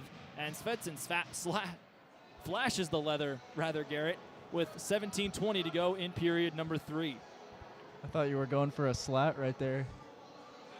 I'm not that cool, Garrett. You're giving me too much credit. Pushing P. Indiana wins the draw in their attacking third. To Krush, he finds it, trying to weave around, jams at it, flies up into the air, Jeremy on the near side. He dances, Krush a one-timer, just out of the reach of Svensson, and it bounces off the boards. Half a minute to go on the advantage for Indiana. Michelli threads it across, there's Krush entering the zone. Waits, leaves it forward, DiLorenzo's shot gets kicked away. Boy, Svensson has had his hands full the last 2 minutes. 10 seconds remaining on the power play for Indiana. Trying to hold the line is Goodfellow, but he does so unsuccessfully. Salerno knocks it forward to Sherman on a rush. He shoots, and it's right into Billis's chest. Some incidental contact after the whistle, and bodies go sliding around. But the clock will stop at 16:40 to go. And the clock still reads 1 second remaining on the power play, Garrett. Yeah, I'm not sure Indiana's going to gain much from that. But they'll start with a 5-on-4, so it'll take a bit of time for the extra Denison player to get back into the play if they can win the faceoff here. The senior captain for the Big Red, Ben Sherman, had an extended conversation with the referee at center ice. Was mad that he got hit up high. Penalty officially expires now as the Big Red trying to whack it around and put a shot on. Instead, Indiana passing it amongst themselves before Null sidesteps and swings around one defenseman. McDonald pokes it forward. There's Offenbach at the doorstep. Couldn't get it to go. Another big hit. Offenbach absorbs it as the puck kisses the glass and moves around the neutral ice. All the way across, McDonald and Offenbach stepping in, trying to make something happen as Timmins gets dangled around by Canelos. He moves around, his shot gets deflected and nearly smacks the HVAC system again, halting play at a tick under 16 minutes remaining in the third. 2 ticks if anybody's counting. Well, I'm sure somebody at the scorer's table is counting, Garrett. I hope so. Face off to the stick side of Sammy B in the cage for Indiana, won by Denison. Immediately a slap shot goes straight into the corner, did not find the target. Centering pass kicks off the leg of Holman, who then tries to get the feed down low. It's Humphreys in the corner.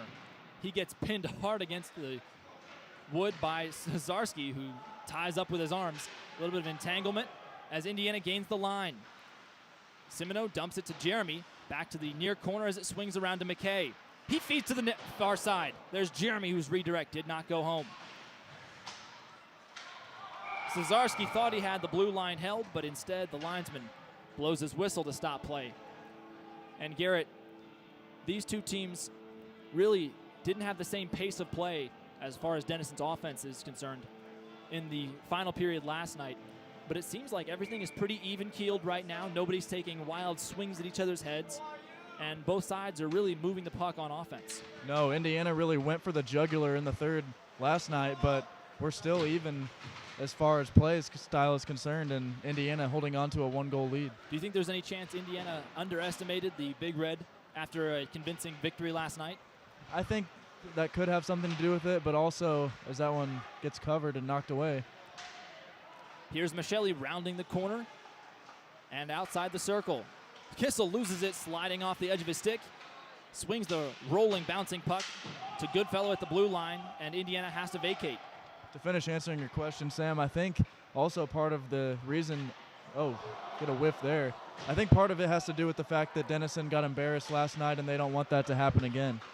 Indiana playing around with it, but Denison moving across. Here's Ethan Whip. He whips a shot on, and it is sticked away by Billis.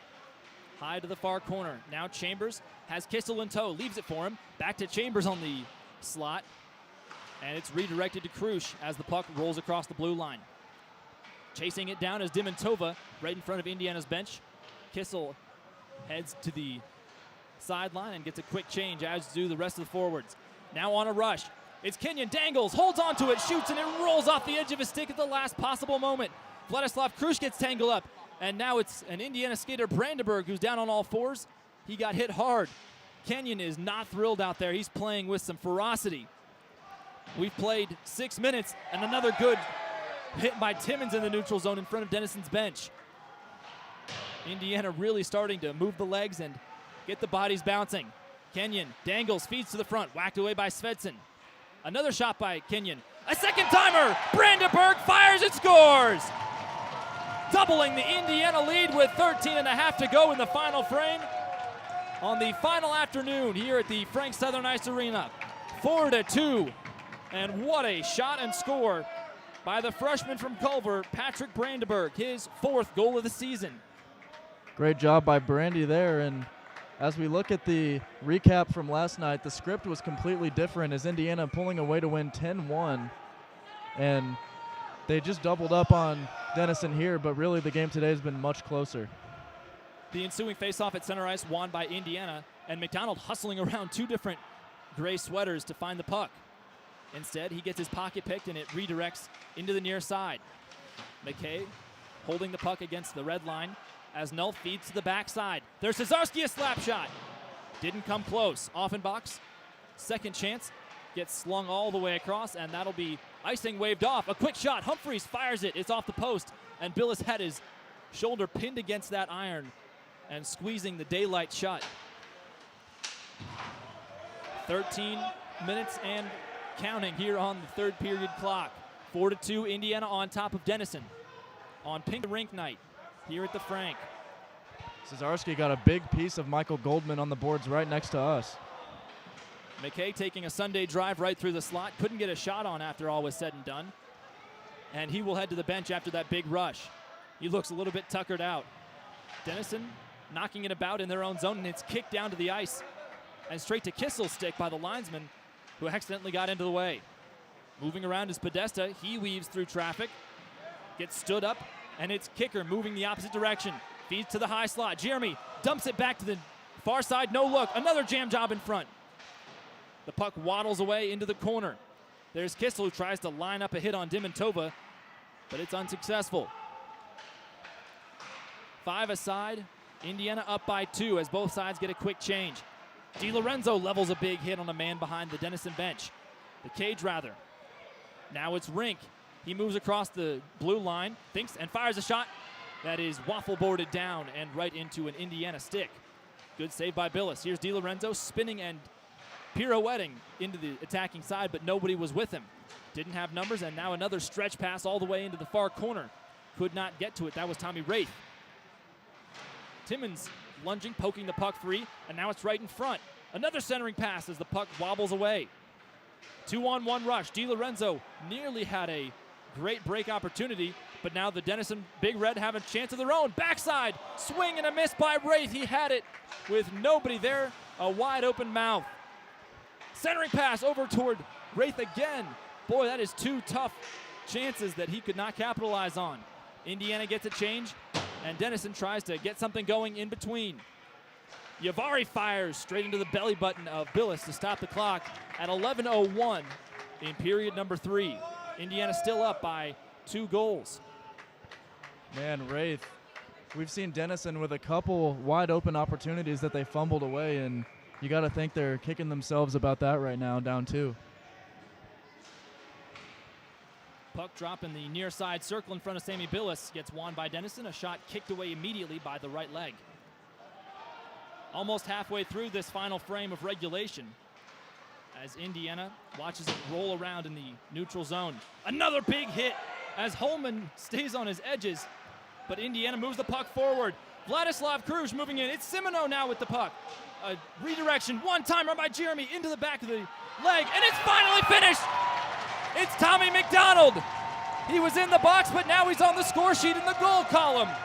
5-2, and Indiana keeps on extending this lead in front of a raucous, sold-out crowd here at the Frank. 10.5 to go in the third, and the fans are loving this, Garrett. What a finish on the backside.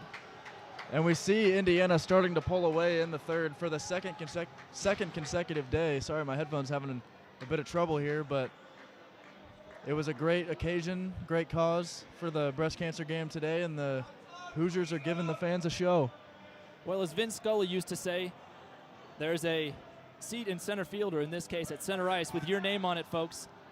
And the tickets go to a good cause, so why not come out and grab a hot dog and maybe a hot chocolate at the concession stand on the far side of the ice and join us for the final few minutes if you're not already here. It is getting pretty cold in here, I will say.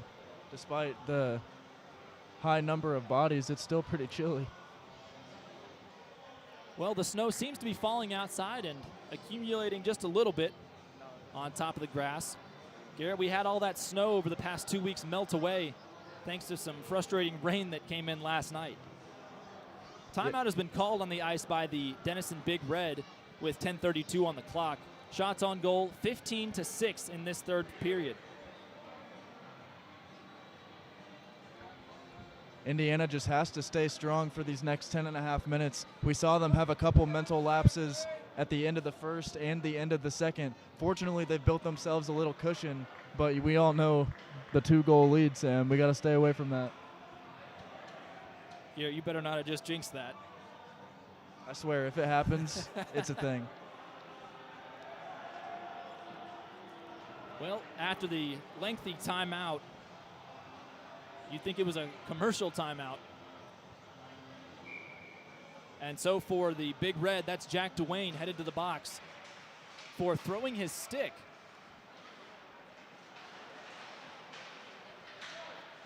So not a power play, apparently just a misconduct of sorts. We'll have to see what the score sheet says unless they put it up on the board, and the puck flies into the air and out of the field of play as a fan scoops it up off the deck. Clock stopping at 10 1/4 here in the third. And we do see a helmetless Jack Dwayne, the junior from New Canaan, Connecticut, sitting idly by himself. After the puck went out of play, the face-off to the glove side of Billis won after some struggle by Indiana. McKay flicks it forward right to the tape of Kenyon. He tries to push around. He gets harassed, and the puck careens into the near side corner. Brandenburg feeds back to McKay. A lot of traffic, shot high, catches somebody up top, and we're going to have a whistle for the injured man. That's Lempia. He is really struggling. Might have caught him in the chops. Still on the attack. Brandenburg thinks about a shot. Deflection. High into the air and back down to the ice.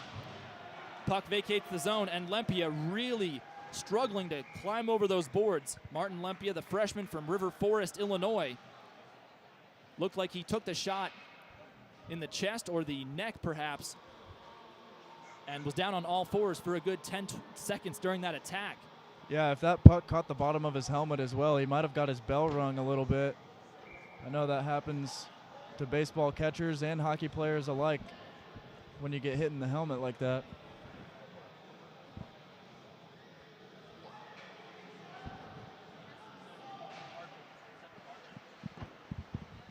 Indiana cedes possession in the defending zone. On a rush, there's Ben Farrell, the transfer from the state of Connecticut. Over toward McDonald, nearly loses it, feeds in front. Brandenburg could not reach the puck in time, and it glances off of the hip pad of Goodfellow. Denison got a change, as did Indiana during that quick stoppage. 9 and 15 seconds to go in the final period of regulation.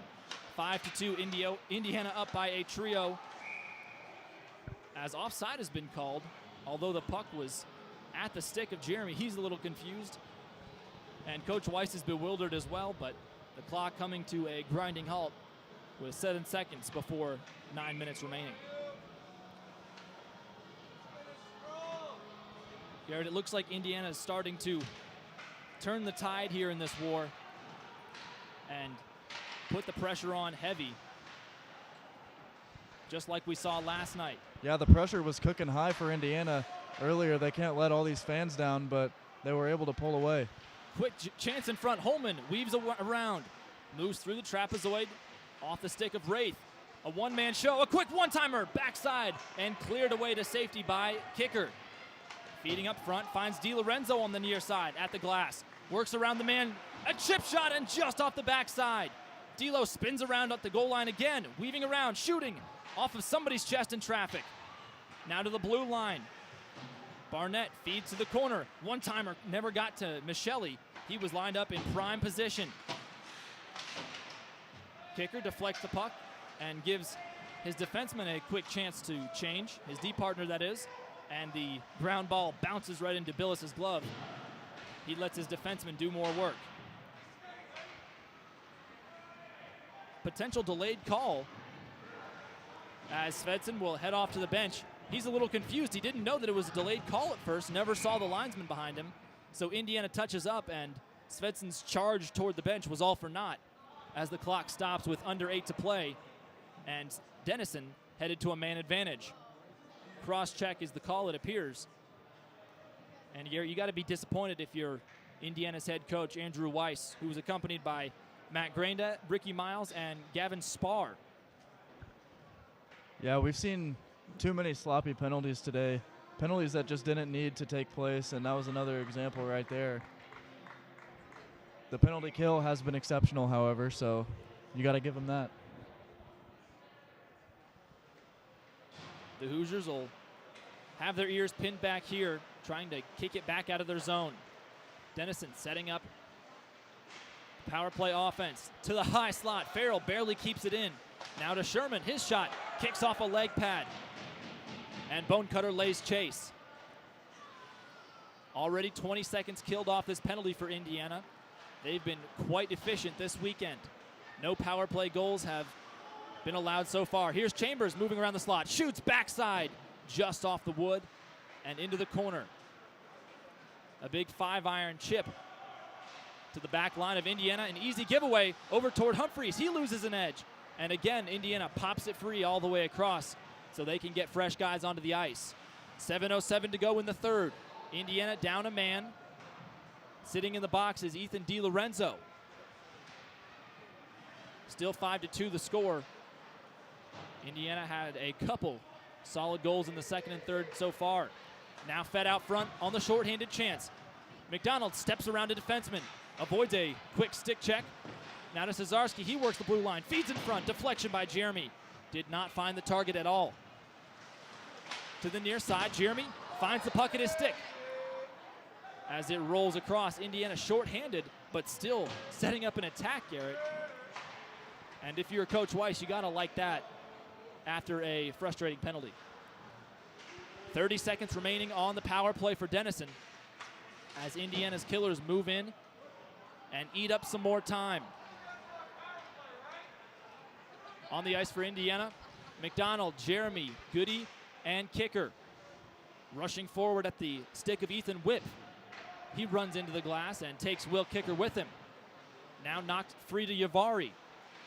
At the left point, bobbling, and he could not find the puck after a quick steal by Denison. Now Canelos on a rush, lunging it free is Kenyon. He gets his stick thrown into the air and is quite visibly frustrated. The puck gets chipped into the air, and the fans are not very thrilled as Griffin Timmons tries to send a Denison skater into the Indiana bench. Boy, some physical play now. A chip shot from the stick of Podesta. Gets gloved away into the corner by Billis, and Indiana on the attack. Here comes Kenyon with some speed, moving into the slot, rolling around, whacks at it right into the legs of Svensson, and somehow stays out of the net. 5 minutes to go, and Seitz nearly gets lined up. Finally does by Brandenburg, who had him in his sights, pun intended. A quick chip shot, Krush goes down and gets spun around. Puck is under Svensson, and now more bodies are colliding as the whistle sounds. Under 5 to go, and Vladislav Krush went head over heels trying to make that play, Garrett. Yeah, and I think Indiana's going to get a power play off of that as well. They're going to get a trip on Denison as Krush just got his legs taken out by a dive. Well, if we were watching a soccer game, Garrett, that would be a great slide tackle. You got the ball first, but you can't exactly go down and take somebody like that from behind in hockey. A 2-minute minor's been assessed to the captain, Ben Sherman, a senior. Played at Loyola Academy before joining Denison. And so Indiana's solid attack goes to work with some extra space. McDonald wraps around, has some open daylight, and now a quick one-timer. Kenyon feeds backside, another jam. Everybody's lunging at it and down on all fours trying to push it free. But the whistle sounds with 4:36 in the third. Garrett, there is chaos in the paint every time the puck goes down there, it seems. Indiana continuing to put bodies in the crease, something that they didn't do much of yesterday and early in this one, but it seems to be a focal point to get those rebound opportunities because they've given a lot of them away. Draw in the Denison zone, won by the Big Red. The puck wobbles free and is slung across the boards to the far side. Denison's got their 4 skaters they want out there, and Indiana's on the attack. Extra man, Kenyon, stick handles around a man, gains the blue line, skates backwards around the outside. His shot goes through the legs of Svensson and into the near corner. Kenyon yanks it free again, tries to center it for McDonald, but no go. 4 and change to go. Cesarski's shot through traffic, bounces off somebody's leg. Off to the side, shot and score, McKay! No one knew where the puck was except for him. Firing it in from the far dot. It's 6-2 with 4:01 to go in the third. Matthew McKay, the sophomore from Zionsville, his 3rd goal of the season. McKay was just hanging out by the far dot, Sam, and the puck trickled right to him, and he just let it go as soon as it got there, and he found pay dirt. He was in the right spot at the right time for that one. Most certainly. So Denison now trails by 4, and it's worth mentioning now with under 4 minutes to play, if Indiana manages to win by a full 7 goals, we have been told that that would give them the margin of victory high enough to move into the next round of regionals. A quick shot as McDonald had a rush by himself. Gloved down by Svensson and Garrett. So the ACHA, the governing body of non-varsity hockey at the college level here in the U.S., has the regionals tournament and then the nationals for the southeastern region, which is Indiana and the rest of the TSCHL and some other conferences. That regionals tournament will take place in Columbus 2 weekends from now. Next weekend, obviously, the league tournament for Indiana, the Tri-State Collegiate tournament. Quick shot in front. Svensson yanks it and corrals it back into his own glove to stop play with 3.5 in the third. And if Indiana is able to increase their plus-minus on the season, their margin of victory, they could have enough of a ratings boost to move into the next round automatically in regionals. It would save them a full game of wear and tear in that regionals tournament. It's going to be pretty tough. They need 3 goals in 3 minutes and change, so they got to get to work. A lot of stiff competition for Indiana to overcome, but right now focused on Denison. McDonald throws it to the backside at Jeremy's stick. He circles around, working that blue line well. Fires through traffic, deflected. McDonald got pushed around. A backside shot. He now throws a shoulder into Salerno. 5 aside, Timmons playing pitch and catch with Barnett as he tries to enter the zone, but it rolls off his stick. Both sides get caught in a change. All by himself is Ethan Whip. He's got no help. Now it's Yavari emerging to make a play. Finally, Indiana finishes that change. That was catastrophic. Almost. Now to Brandenburg. It rolls off of his stick. Puck still not lying very well for Indiana. Krush chips it up and away, and an offside whistle has been blown. So 2:27 to go in period number 3. Indiana still up by 4.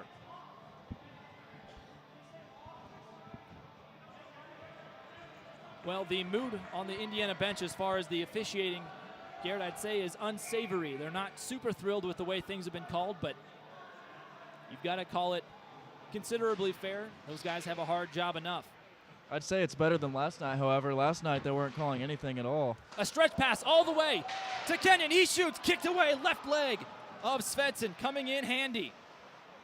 Again, Kenyon thinking he was being held and prevented from making a play, and now he'll get whistled for a trip as an errant stick swung into the legs of a Denison skater. 2:09 to go, and Indiana could be on the kill for pretty much the remainder of this game, Garrett, which has got to be frustrating. And Andrew Weiss looks like he may want a word with the referees. Well, it might work out in Indiana's favor here because Indiana with 4 skaters on the ice. Now Vladislav Krush has been ushered into the box. So in the Indiana penalty box, okay, it's the backup goalies Nathan Chinney, Ben Zaremski, and they are joined by their fellow pink sweater wearers Kenyon and Vladislav Krush. So the 2 alternate captains for Indiana are taking a 2-minute breather And that could be pretty much the remainder of their careers here at the Frank. It's Well, got to be a frustrating way to finish out this contest. Sam, I was going to say it might benefit Indiana because Indiana with 4 skaters on the ice look like the 80s Oilers, but now it's a 5-on-3. 5-on-4 as maybe Krush had a misconduct assessed to him for talking too much smack. So a 5-on-4 for Indiana to defend, rather. Denison has an extra man. We're under 120 seconds. Power play for Denison, a stretch pass all the way right to the tape of Goldman. Far side, a slap shot from Holdman, held on by Billis. He makes the clutch save right at the doorstep. 140 on the big board, 4-goal lead for Indiana as they nurse this one all the way to the end.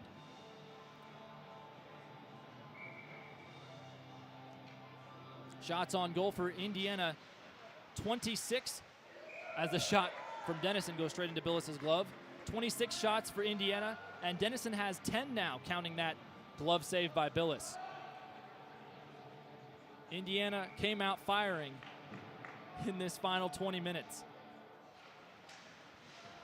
Draw to the stick side of Billis won by Denison. They let it roulette wheel all the way into the near corner in front of the student section. Pushed around, Bonecutter pushes his stick, trying to make something happen. Fed in front, Farrell pulls it to himself, kicked away, big save by Billis, and he holds onto it under his leg, collapsing on top of the puck. It's looking like in these next minute and 20 seconds, Indiana's just going to have to start trying to clear the zone, Sam, and forget about the goal differential, but what an end to a great regular season. Denison wins the faceoff, 69 seconds remaining on this power play. A slap shot, hard, kicked away, a third save by Billis at point-blank range. Slap shot, Sammy stands his ground and holds on to everything Denison throws at him. My goodness, what a performance. 5 saves in 5 seconds it looked like, Garrett. Sammy's been great all year, and he shows why he's been the #1 goaltender for this team. 68 seconds remaining in regulation. Kicker and Brandenburg doing all they can and pushing with all their might to pin the puck against the boards and kill the clock off. Under a minute to go, 40 seconds on the power play for Denison as Kicker gets driven headfirst into the boards. He somehow pirouettes away as a whistle has been blown. And now some pushing and shoving results in either Kicker or Farrell, or potentially both of them, heading to the box. Yeah, Farrell caught Kicker with an elbow to the back of the head. I think they're both going to end up having to sit. Well, 46 seconds on the clock, so pretty much a ceremonial formality of the last minute of this game. 4-goal margin. That Indiana penalty box is looking very full right now. I don't envy them. That's got to be a tight squeeze. Both the goalies, Ben Zaremski and Nathan Chinney, are standing up against the edge, so no, the other players have room. There's no room at the end over there on the Indiana sin bin. 3/4 of a minute to go in the Indiana regular season. Next weekend, Friday night that is, we'll be on the call for the Tri-State Collegiate Hockey League in the postseason tournament. The Miami Redhawks finishing off the season unbeaten as far as we've been told, and could be the first team in league history to do so. The last time a TSCHL team won the double-double, if you will, winning the regular season championship and the tournament, was Toledo in 2013, and the Redhawks look poised to do just that when the time comes for the tournament. Half a minute to go in the game, and Kenyon's penalty has about the same much. A shot by Sherman straight into Billis's chest. He's trying to keep the puck alive and hand it off to one of his defensemen, but the whistle blows nonetheless. So to be sure, 28 seconds and 4/10 of a second on the big board, and 20 seconds even for Cade Kenyon before he is freed from his misdemeanor conviction. Glove side of Billis is where the draw takes place. Kicked free by Yavari, and it's knocked from McDonald over toward Jeremy. One man in his way. He shoots. Scores! Will Jeremy, a ripper of a wrister. A shorthanded goal for Will Jeremy, and that will most certainly keep him in the lead as the regular season scoring champion for this Indiana Hoosiers Hockey Club. What a way to finish things off with Under 20 seconds to go. A shorty for the Hoosiers, making it 7-2. Jeremy has been doing that all season long. He just let the wristers go, and he's been able to beat so many goaltenders with it, and he does it again. Sherman tries one more rush with 10 seconds on the clock. Jeremy goes down onto all fours to block the shot. Now toward McDonald. He's got 5 on the clock. Feeds it in front. It's Kenyon shooting. He scores! The clock expires and it counts. Cade Kenyon in his final game of the regular season. His final game at the Frank as the team president, a team alternate captain, finishes off a storied career here in Bloomington with a goal as the green light sounds. 8-2 the final score for Indiana. The Cream and Crimson put a tally in the win column on the final night of the regular season. Well, Sam, they're going to end up coming 1 goal short of that 7-point differential, but it was still a heck of an ending to this one. And it looks like the formality of a puck drop to wind the few tenths of a second will now have to be done per ACHA rules. After some confusion, Andrew Weiss, the head coach for Indiana, walks out and the handshake lines will ensue. So Indiana winning 15 out of their last 16 games. An incredible run they've had since Coach Andrew Weiss took over in November. Garrett, an incredible performance all around for Indiana. The penalty kill was strong, a shorthanded goal. The power play was pretty decent. They set up and had some sustained attacks, and they got plenty of shots on goal, to say the least. Yeah, it took Indiana a while to warm up today compared to yesterday's contest, but one thing they've proven time and time again all season long is they are a great late-game team. They score most of their goals after the first period, and that held true today. 9 wins in a row as Indiana charges into the postseason. We'll be coming to you live from the Sports Plus Center over in Cincinnati, Ohio, when we talk to you next. But for the whole crew, Kelsey, Dennehy, Ben Fitzsimmons, Garrett Drake alongside me, I've been Sam Wexler saying so long. Thank you for listening. Drive home safely. The Indiana Hoosiers put a tally in the win column here at the Frank Southern Ice Arena. 8-2 the final score. This is Club Ice Hockey at Indiana University on the Indiana Hockey Broadcast Network.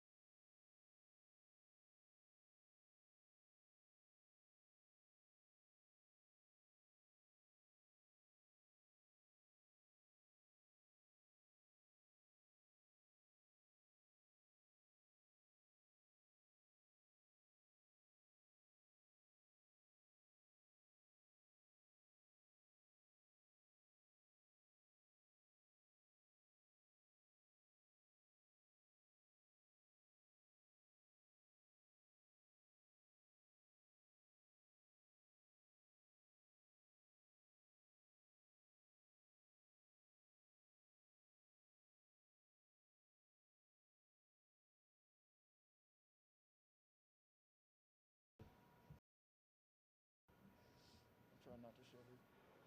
Welcome to the post-game show for Club Ice Hockey at Indiana University on the Indiana Hockey Broadcast Network. I'm Kelsey Dennehy here with Garrett Drake. Garrett, let's hear a recap on the third period.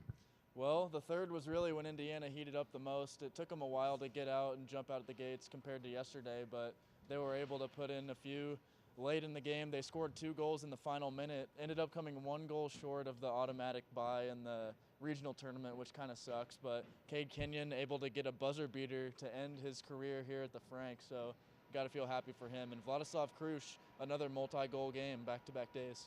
Absolutely, and you know, it was a very, very physical game. We are looking at 13-plus penalties for both teams. Let's talk about kind of going into postseason, what that physicality is going to look like when it's sudden death.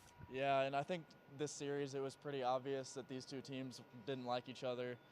Denison seemed like they were trying to be the aggressors today, and it worked for a little bit, but I think they ended up using too much energy, putting it into hits instead of playing hockey. But no, for the playoffs, I think what we can expect really is every game is going to be a battle just like this. You're going to have to be ready to get hit, ready to do some hitting, and it's probably going to be the most physical hockey we'll see all year. Right, and like you said, every game is going to be a battle, and that is something that requires a full team effort. I'm going to read off the list of 6 or 7 different names of players that scored tonight. We had Vladislav Krush, who put back 2 goals and took the lead for goals on the team. We have Jack Null, Patrick Bramberg, Tommy McDonald, Will Jeremy, and Cade Kenyon at the buzzer. What do you think this full team dynamic is going to look like against teams who maybe don't have the chemistry that Indiana does? Yeah, I don't know. It's going to be tough to tell because everybody's starting to score for Indiana. We've seen pretty much every player on the roster put one in the net these past 2 games, so that's great to see. But I think Indiana's chemistry is really going to help them down the road because, I mean, they just know where they are on the ice at all times, and we've seen other teams not be able to move around as well as we can, and I think it's a big factor, especially how close all the guys are. Absolutely, and you know, last 2 games at the Frank, always great to come out with 2 wins, and we will be at Xavier University next weekend for the TSCHL playoffs. We will be doing broadcasts, so stay tuned. Thank you so much for tuning in to this post-game report. I'm Kelsey Dennehy, this is Garrett Drake, and for Club Ice Hockey at Indiana University on the Indiana Hockey Broadcast Network.